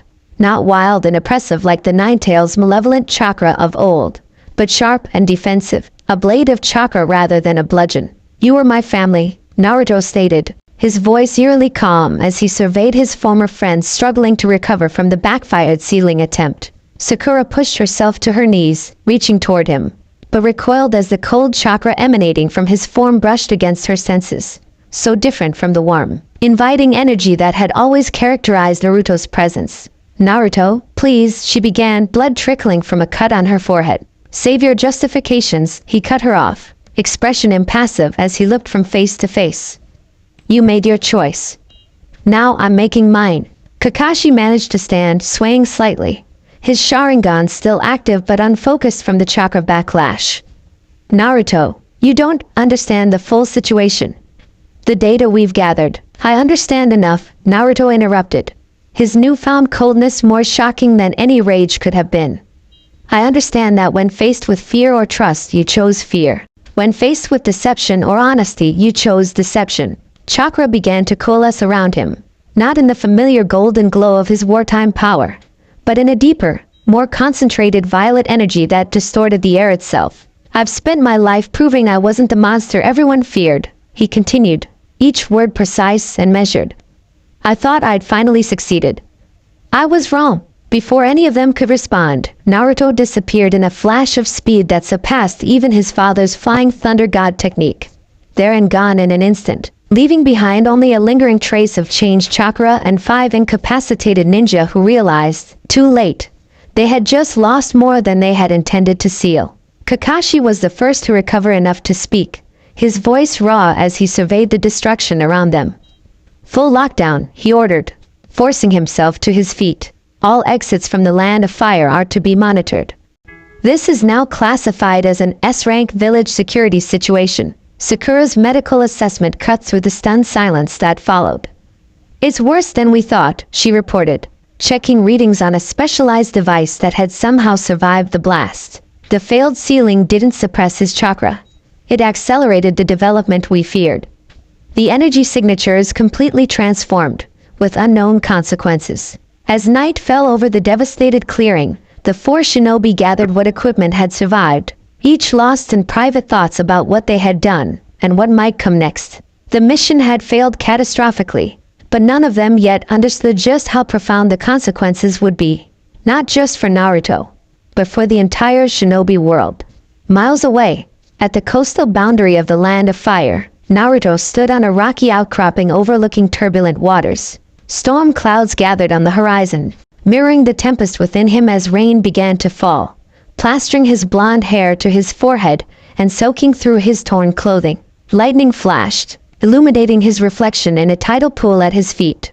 The changed eyes, the hardened expression so unlike the smiling face that had once dreamed of acknowledgement and acceptance. Where to now, partner? Kurama's voice resonated within their shared consciousness. The world that once called you hero will soon name you fugitive. Naruto stared into the gathering storm, feeling the cold reality of his new existence settling around him like a cloak. Everything he had known, his home, his dreams, his precious people, lay behind him now, severed by betrayal and fear. Away, he answered simply, turning his back on the Land of Fire. Until I figure out who I am now that everything I believed in has proven false. Another lightning strike split the sky as Naruto leapt from the cliff to the rocks below, each step carrying him farther from the village that had first rejected him as a child, accepted him as a hero, and now feared him as a threat. Behind him, the storm engulfed the coastline, waves crashing against the shore with increasing fury, as if nature itself raged against what had transpired. Ahead lay uncertainty, but also something Naruto had never truly experienced before. Freedom from the burden of seeking acceptance from those who could never fully give it.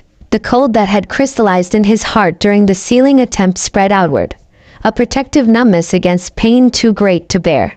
As rain mixed with unshed tears on his face, Naruto Uzumaki disappeared into the storm.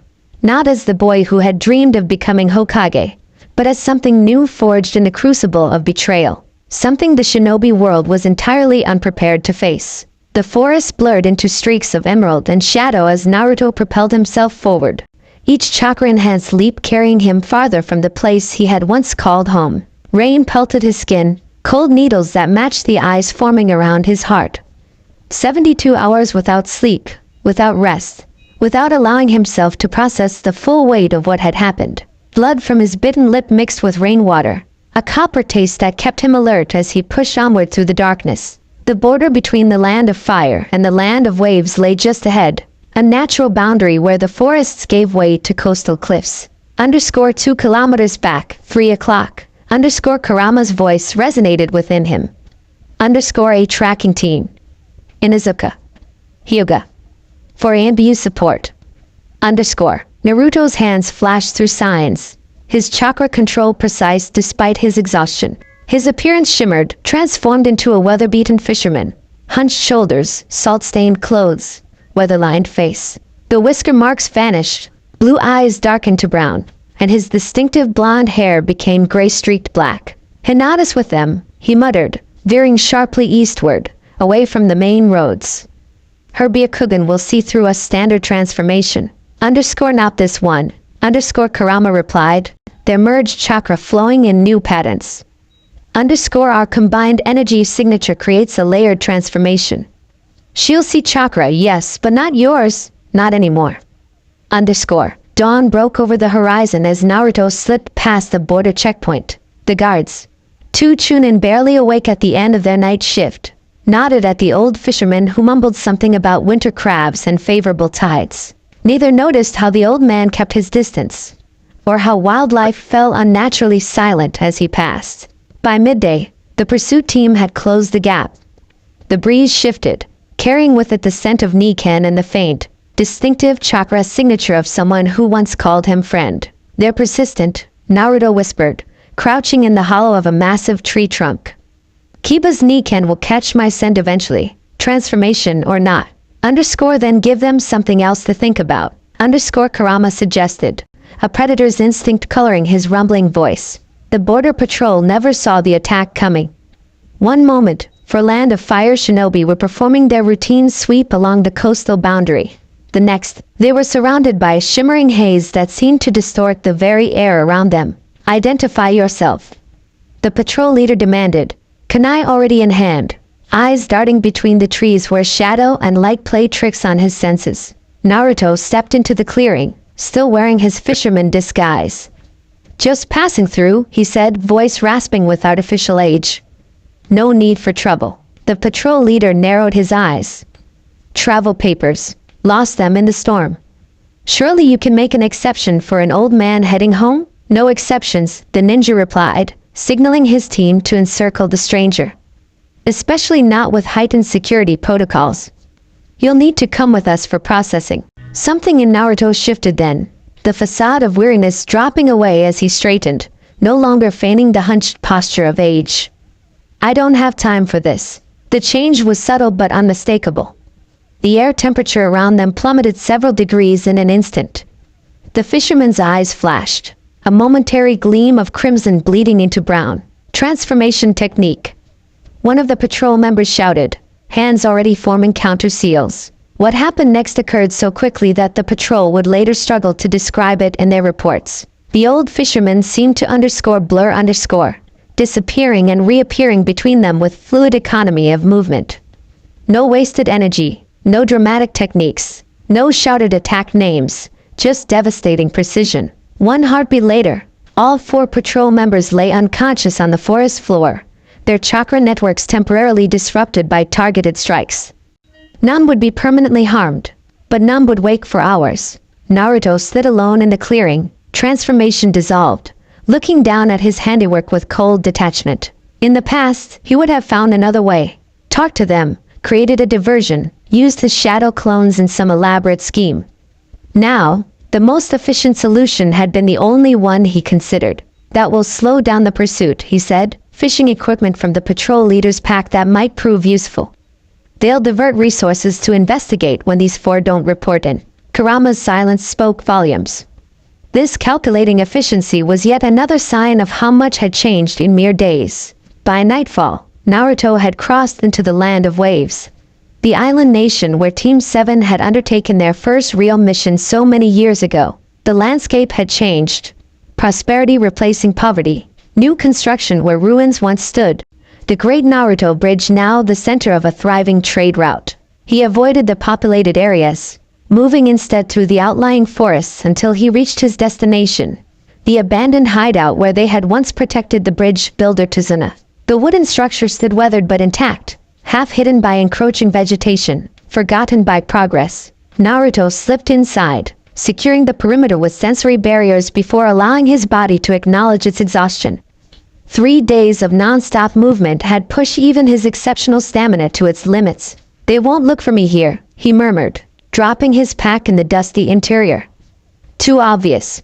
Moonlight filtered through cracks in the walls, illuminating a space frozen in time. Kunai marks scarred the wooden posts where Kakashi had once taught them tree climbing. The table where they had shared meals with Tezuna's family still stood in the corner, one leg propped up with a stone. Everything exactly as they had left it years ago, preserved like a museum exhibit of his former life. Now that he had stopped moving, the emotions he had outrun for 3 days crashed into him with physical force.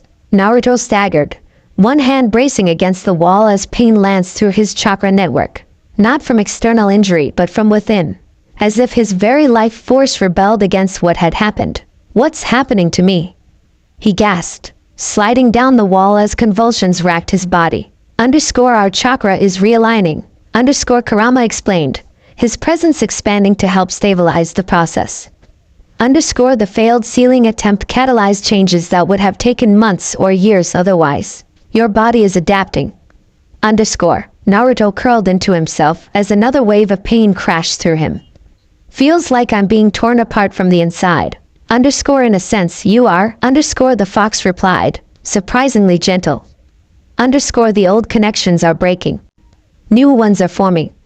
What they tried to prevent, they've accelerated.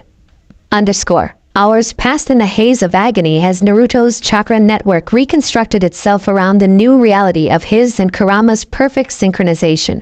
Dawn broke before the pain finally subsided, leaving him drenched in sweat but somehow stronger, changed in ways he could feel but not yet understand. When he finally found the strength to stand, Naruto made his way outside. The morning air carried the scent of salt and pine as he followed a half-remembered path through the forest. The trail ended at a clearing overlooking the sea, where 2 crosses still stood, weathered by time but unmistakable. Zabuza and Haku's graves. Naruto stood before them, memories washing over him. Haku's gentle face in the forest, teaching him about precious people. Zabuza's final moments, reaching for his companion in the snow. Early lessons about what it meant to be a tool, to have purpose, to protect something that mattered. "Is this how you felt, Haku?" he asked the silent grave. "Value for your ability but never truly seen? A weapon first, a person second?" Wind rustled through the trees, carrying no answer but its own melancholy whisper. Naruto sank to his knees, the full weight of betrayal finally crushing through his defenses. Not just the sealing attempt itself, but what it represented. The realization that despite everything he had done, everything he had sacrificed, they had never truly trusted him, never truly accepted him as more than the power he contained. For the first time since fleeing Konoha, he allowed himself to weep, harsh, racking sobs that tore from his throat as he pressed his forehead against the cool earth. Each tear that fell seemed to carry away a piece of his former self, washing away the bright-eyed boy who had believed in bonds stronger than fear. Don't fight it. Kurama advised, his ancient presence a steady anchor in the storm of grief. Let it flow through you. When the tears finally subsided, Naruto sat back on his heels, emotionally drained but somehow clearer, more focused, as if the pain had burned away something inessential, leaving behind a distilled essence of who he was, or perhaps, who he was becoming. "I need to stabilize this new chakra," he said, wiping his face with the back of his hand. "I can feel it shifting unpredictably. There's a meditation technique that might help, Kurama offered.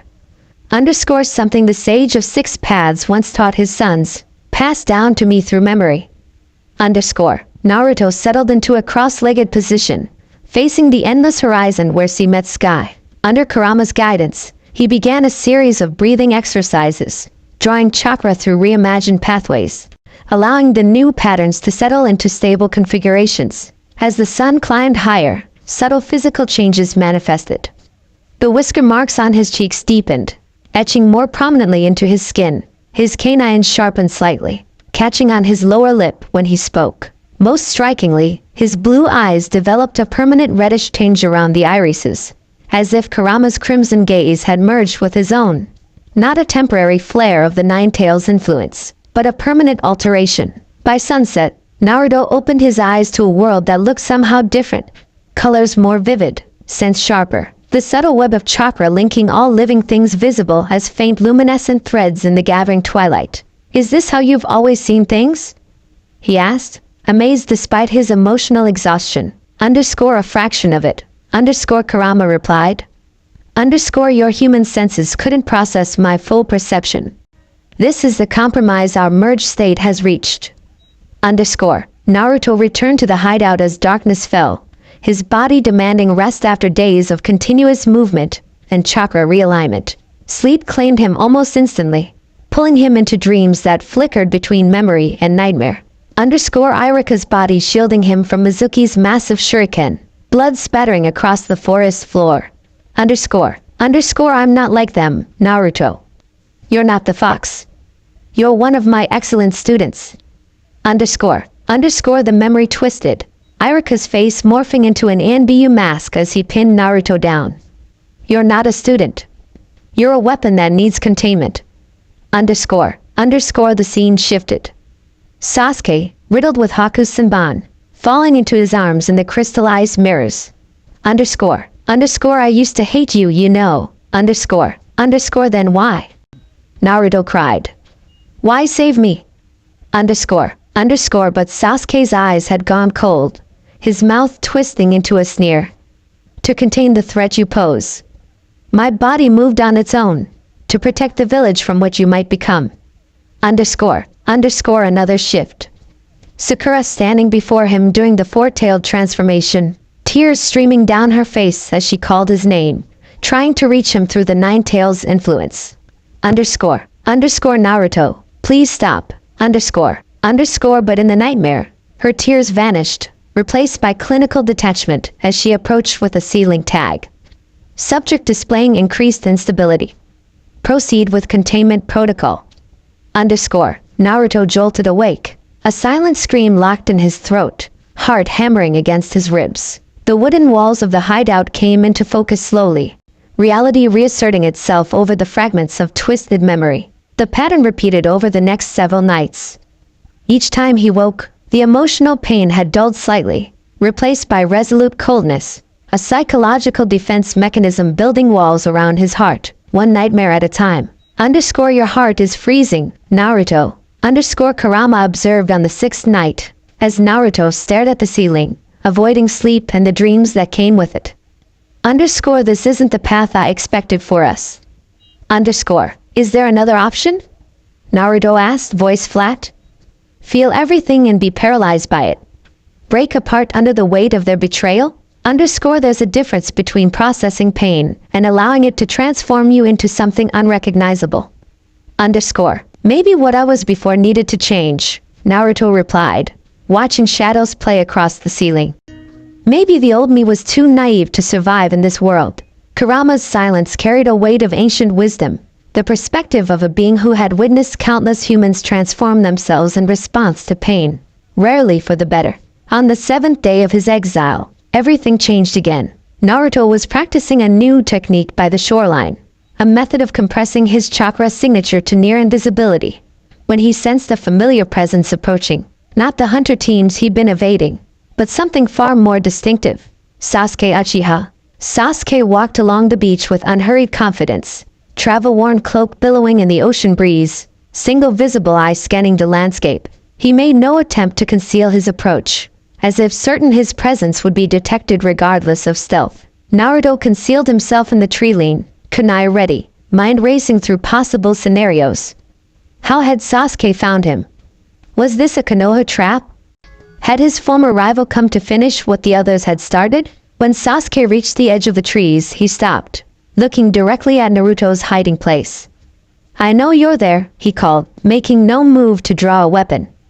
I'm not here on Konoha's behalf. After a tense moment, Naruto stepped from the shadows, keeping a defensive distance. How did you find me? Sasuke's expression revealed nothing as he took in Naruto's altered appearance. The deepened whisker marks, the changed eyes, the cold vigilance that had replaced his once boundless warmth. I have my own networks, he replied simply. And there are tracking methods beyond what Konoha teaches. Why are you here? Naruto demanded, chakra simmering just beneath his skin, ready to explode into action if necessary. I heard what they tried to do, Sasuke said, displaying no surprise at Naruto's transformed appearance or hostile stance. I warned you about placing your trust in a village system that treats power as a resource to be controlled. The bitter truth of those words struck Naruto like a physical blow. Sasuke had indeed warned him, in his own way, before departing on his last journey. Underscore, they fear what they don't understand, and they understand you less than they think. Underscore, so you've come to say I told you so? Naruto's voice carried an edge sharp enough to cut. I've come because we both know what it means to be betrayed by the system we were raised to serve. Sasuke's gaze remained unwavering. The difference is, you believed in it longer than I did. Your disillusionment is fresher, more dangerous. The sun began its westward descent as they moved to the abandoned hideout, either fully relaxing but reaching a temporary truce born of shared experience. Inside, Sasuke surveyed the sparse living conditions with a knowing eye. He too had lived on the run, existing in forgotten places while the world searched for him. They're calling you potentially compromised but not hostile, Sasuke informed him, accepting a cup of instant ramen heated with a minor fire jutsu. Kakashi has deployed specialized tracking teams throughout the 5 nations, but they're under orders to capture, not kill. They fear what they don't understand, but they still want to control it rather than destroy it. And what do you think I am? Naruto asked, studying his former rival across the flickering shadows cast by their small fire. Sasuke considered this, his mismatched eyes reflecting flames. Evolving, he finally said. Into what, even I can't predict. Their conversation stretched through hours, touching on betrayal, power, purpose, and the fundamental flaws in a system that continued to treat exceptional individuals as tools rather than people. The villages were built on a compromise that was always unsustainable, Sasuke explained, gesturing with rare animation. Clans surrendered autonomy for security, then found themselves subservient to political interests that view shinobi as military assets rather than individuals. Your situation is just the latest example of the system's inevitable failure. But there were good people in it, Naruto argued, though his voice lacked conviction. People who genuinely wanted to protect others. Good people serving a flawed system still perpetuate its failures, Sasuke countered. Intentions matter less than outcomes. As night deepened, Naruto found himself describing the physical changes, the chakra realignment, the enhanced perceptions that had come with his and Kurama's deeper synchronization. Sasuke listened with analytical interest, occasionally offering observations or questions that revealed his own extensive knowledge of chakra theory. They accelerated what they feared most, he concluded after Naruto demonstrated a new technique, creating a shadow clone with no visible hand sign or chakra flare. In attempting to restrict your power, they forced it into new configurations they can't possibly predict or control. Naruto's laugh held no humor. Ironic, isn't it? If they just trusted me, worked with me openly, we might have found a way to stabilize things gradually. Trust requires vulnerability, Sasuke observed. Something village systems are designed to minimize. Strategic strength always trumps emotional truth in their calculations. The first light of dawn was breaking when Sasuke finally stood to leave, having shared what intelligence he had about the search patterns and offered what advice his own years as a rogue shinobi had taught him. What will you do now? He asked, pausing at the doorway. Naruto stared into the dying embers of their fire. I don't know yet. But I can't run forever. No, Sasuke agreed. Eventually, you'll have to decide whether to rejoin their system on new terms, destroy it entirely, or build something different alongside it. A rare half-smile corked his lips. Knowing you, it'll be the third option. You never could accept a binary choice.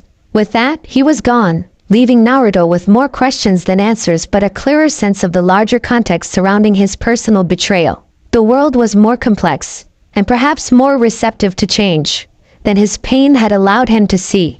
In Konoha, chaos reigned beneath a veneer of forced calm. He is to be considered potentially compromised but not hostile, Kakashi emphasized to the assembled Jonin leaders, his voice carrying the full authority of the Hokage despite the exhaustion evident in his stance. All teams operating outside village boundaries are to exercise extreme caution. Capture protocols only. No lethal force under any circumstances. The mission room buzzed with tension as specialized teams were assembled and dispatched. Maps covered every available surface, marked with sighting reports, probability vectors, and terrain analyses. Sakura moved through the medical center like a ghost, mechanically performing her duties while her mind remained fixed on the catastrophic failure in that mountain valley. The burn on her palm, where she had held the primary sealing tag, refused to heal properly, as if Naruto's transformed chakra had left a permanent mark.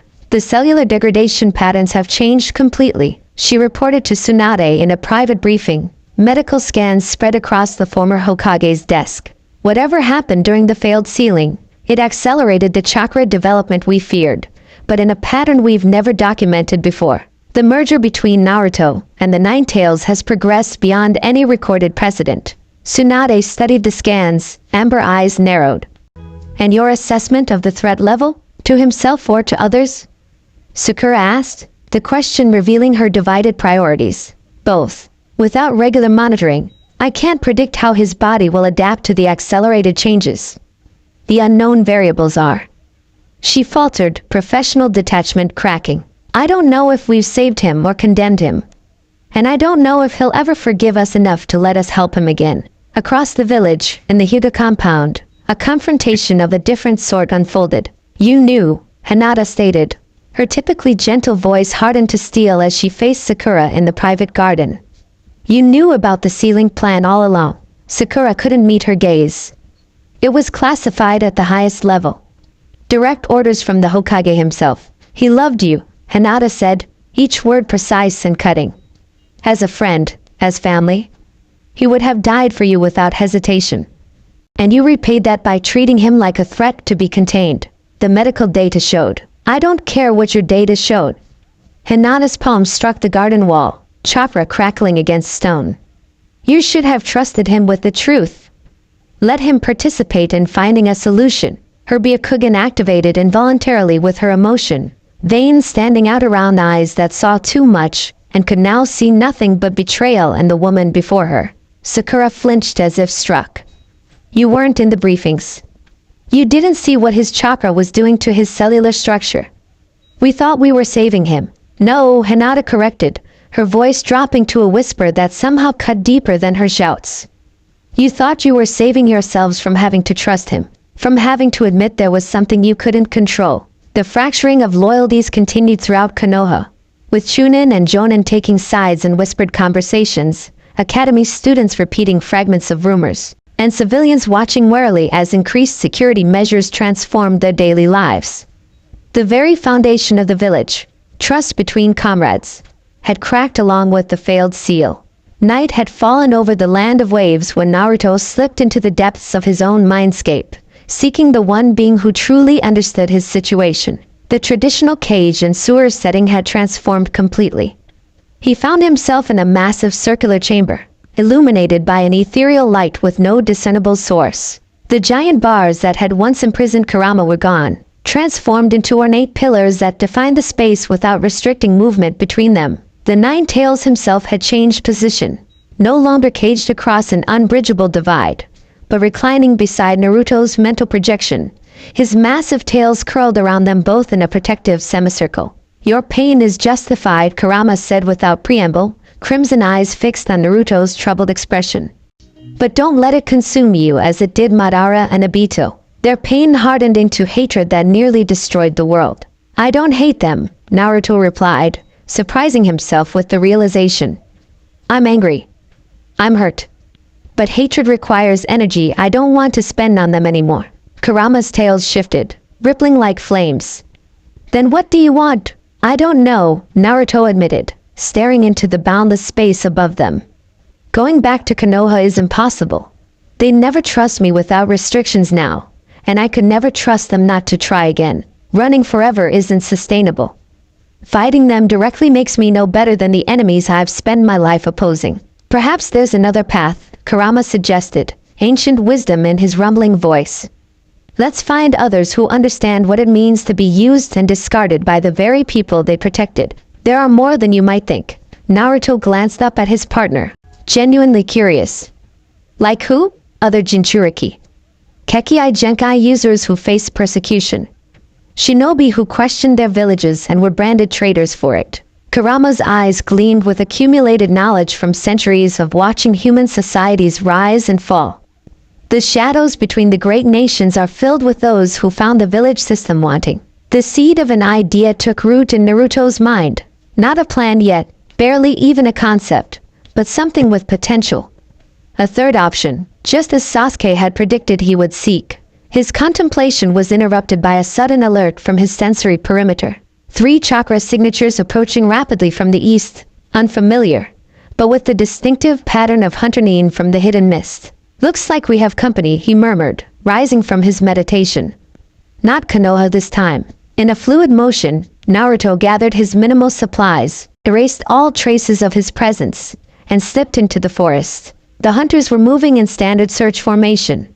2 flanking, 1 center, maintaining communication with hand signals as they closed in on the abandoned hideout. Rather than fleeing, Naruto circled behind them, studying their movements with cold calculation. These weren't Konoha ninja bound by Kakashi's capture-only orders. These were mist hunters, infamous for bringing back only the heads of their targets. The confrontation, when it came, was entirely on Naruto's terms. The hunter in the rear position sensed something amiss only seconds before a hand clamped over his mouth. A precise strike to his chakra network, rendering him unconscious before he could alert his teammates. The second hunter turned just in time to catch a glimpse of movement before darkness claimed him as well. The leader, sensing his teammates' chakra signatures wink out, dropped into a defensive stance, mist gathering around him and the distinctive precursor to the hidden mist jutsu. Clever, Naruto's voice came from everywhere and nowhere, but ineffective against sensory types who don't rely on visual tracking. The mist thickened, but before the hunter could complete his technique, Naruto appeared directly before him, moving with such speed that he seemed to materialize from thin air. The hunter's masked face registered shock, not at the ambush, but at something else entirely. Your chakra signature, he gasped, recognition dawning behind his mask. It's different. Our intel said you would feel like a Jinchuriki? Naruto finished, maintaining a ready stance but not attacking. That was before. This is now. The hunter hesitated, then slowly lowered his weapons.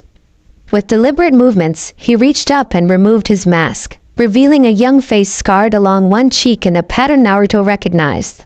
The mark of Yagura's blood purges against Kekkai Genkai users. My orders are to locate and report, not engage, the hunter said, eyes never leaving Naruto's changed features. The Mizukage wants to know who's operating in our territory. Standard procedure. And now that you know, the hunter's expression shifted subtly. Officially, I never found you. He reached into his pack and extracted a small scroll and a bundle of supplies. Unofficially, there are those in Kiri who remember when we had our own Jinchuriki turned against us by outside control. Some of us believe power isn't inherently dangerous, only how villages choose to use it. Naruto studied the man, senses extended to detect any deception. Finding none, he cautiously accepted the offered items. Why help me?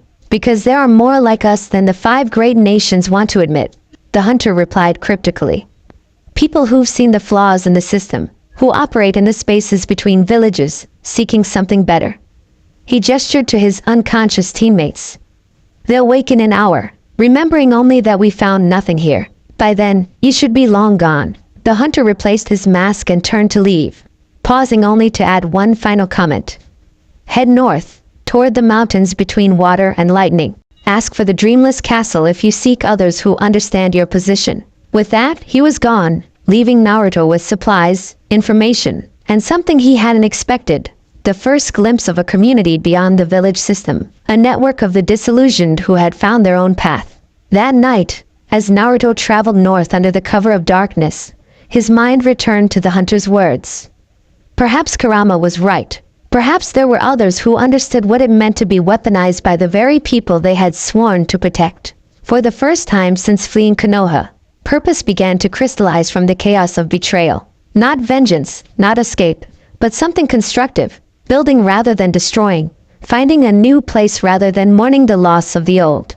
3 days later, intelligence about a Konoha forward operating base presented Naruto with his first real test. The small outpost, disguised as a trading post on the border between the land of waves and the land of water, contained valuable information, communication logs, intelligence reports, and most importantly, data on other Jinchuriki and potential tracker teams. The information could prove invaluable, but obtaining it meant infiltrating a Konoha facility, potentially facing former comrades. The old Naruto would have charged in with shadow clones and overwhelming force, or tried some elaborate, excessive scheme. The new Naruto developed a different approach. Observation came first. 2 days of monitoring patrol patterns, shift changes, and security protocols. He noted which guards were attentive and which grew lax at specific hours. He studied the supply schedules, the communication methods, the subtle chakra signatures of the barrier seals protecting the perimeter. When he finally moved, it was as a perfect transformation. Not just appearance but chakra signature, body language, even the subtle traces of scent that Niken might detect. He entered the base as a supply courier, documentation flawless, mannerisms precisely matched to the real courier he had briefly observed during his reconnaissance. Inside, he moved with unhurried confidence, exchanging casual greetings with ninja who had no reason to suspect deception. The filing system yielded its secrets easily to someone trained in Konoha's own protocols. The test came when he encountered Shizen in the medical office, her familiar face lined with exhaustion as she logged samples and wrote reports. "New courier?" she asked, barely glancing up from her work. "Just filling in," Naruto replied, his transformed voice carrying just the right balance of deference and routine boredom. "Regular guy caught something on the mainland." "Nothing serious, but protocol, you know?" Shizen nodded absently, returning to her reports. Naruto might have left it there, might have completed his mission without further risk. But something made him pause. "Lot of activity here for a standard border post," he commented, arranging supply manifests with practiced efficiency. "Something happening I should know about." "Roads to avoid on the return trip?" Shizen sighed, rubbing her temples. "Nothing that would affect civilian routes. Just an ongoing search operation." Her voice dropped slightly, genuine concern bleeding through professional distance. "I just hope we find him before he believes we're actually his enemies." The words struck Naruto like physical blows, but his transformation never wavered. "Must be someone important to have so many resources deployed." "The most important," she replied softly, almost to herself. "The one person who always believed in everyone else, even when they couldn't believe in themselves." Naruto completed his infiltration without further incident, obtaining the intelligence he sought plus something unexpected, a glimpse into the confusion and division his departure had created within Konoha itself. Not everyone saw him as a threat to be contained. Not everyone had been part of the conspiracy against him, but that knowledge, rather than providing comfort, only complicated his path forward. Black and white certainties were easier to deal with than shades of gray, easier to fight against than fractured loyalty and partial betrayal. As he slipped away from the outpost, Naruto left behind a small calling card, a storage scroll sealed with a new personal mark, containing a simple message: "You didn't find me. I found you." A statement of fact, but also a warning. The hunted had become the hunter, the observed now the observer. In the aftermath of the successful infiltration, Naruto found himself at a small, hidden cove, surrounded by mist and the rhythmic pulse of waves against rock. The intelligence he'd gathered lay spread before him. Reports of increased security around all Jinchuriki, surveillance patterns, communication codes, and most valuably, confirmation of the dreamless castle the Mist Hunter had mentioned.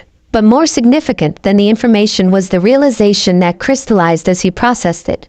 The extent of his transformation went far beyond physical appearance or chakra patterns. His entire approach to problems had changed. The Naruto who had left Konoha would have charged in with 100 shadow clones, announcing his presence with signature techniques and shouted challenges. This new Naruto had infiltrated a secure facility without raising a single alarm, had gathered critical intelligence without throwing a single punch, had moved unseen through a base full of trained sensors. It was as if the betrayal had stripped away something inessential, the need for acknowledgement, for visible victory, for others to witness his accomplishments. What remained was distilled purpose, streamlined effectiveness, cold precision. Would they even recognize me now?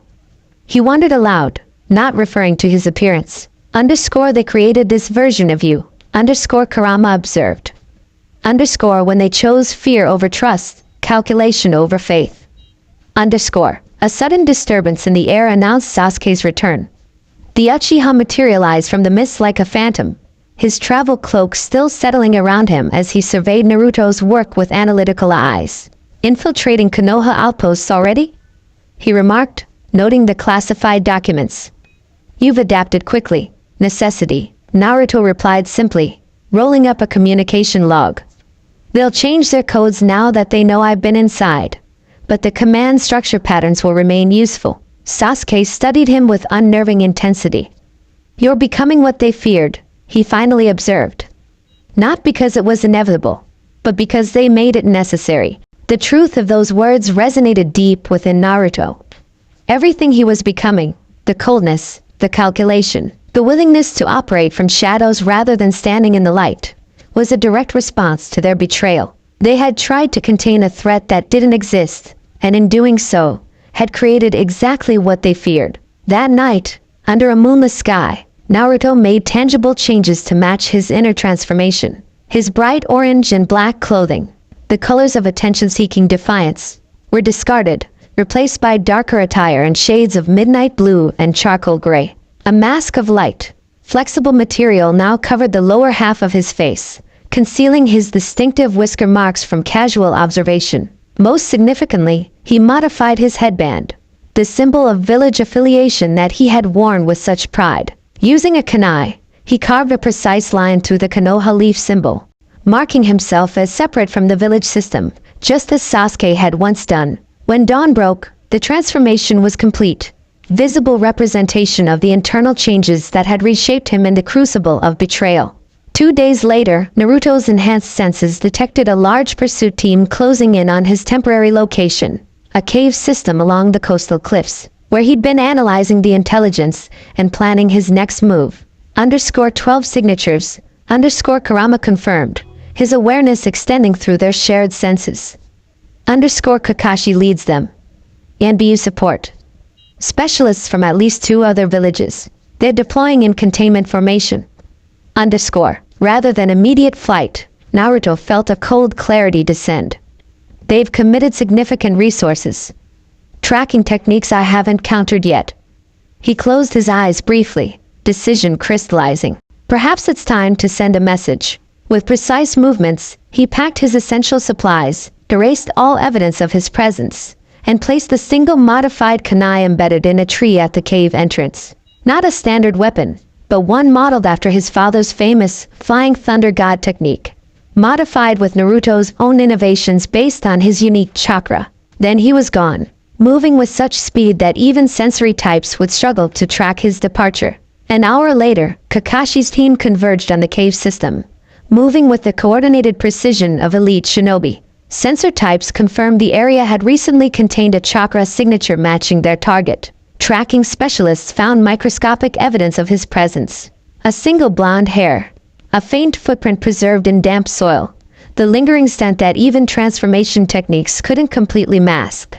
But Naruto himself was long gone, leaving only the kunai as evidence of his presence.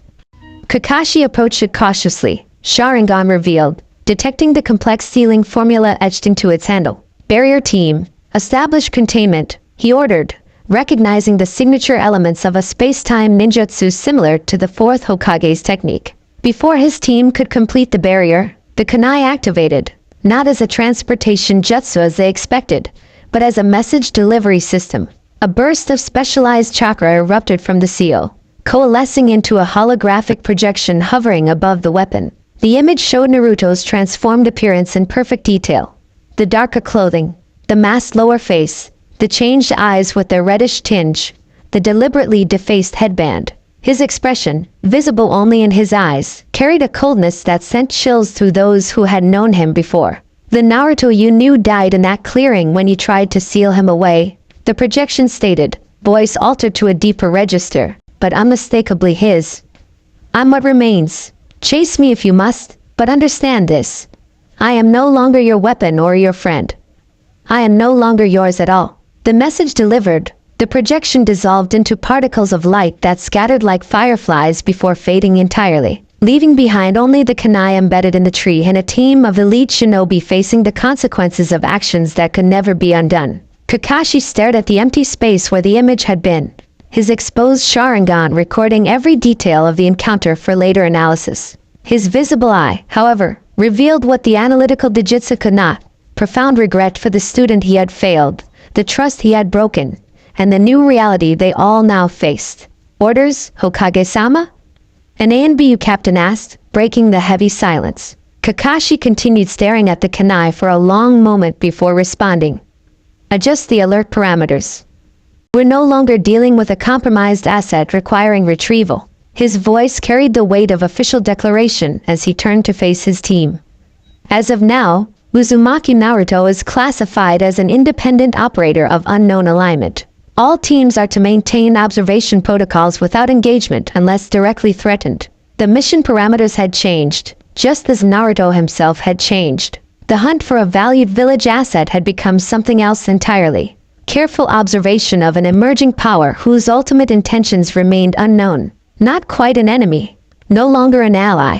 Something new and unpredictable in the delicate balance of the shinobi world. As Kakashi's team dispersed to implement the new parameters, the sixth Hokage remained alone. Looking at the kunai that symbolized both his former student's stunning growth and his own catastrophic failure, he reached out, tracing the line carved through the leaf symbol with a fingertip, feeling the deliberate depth of the cut. "What have we done?" he whispered to the empty air, knowing there would be no answer. At least none he wanted to hear.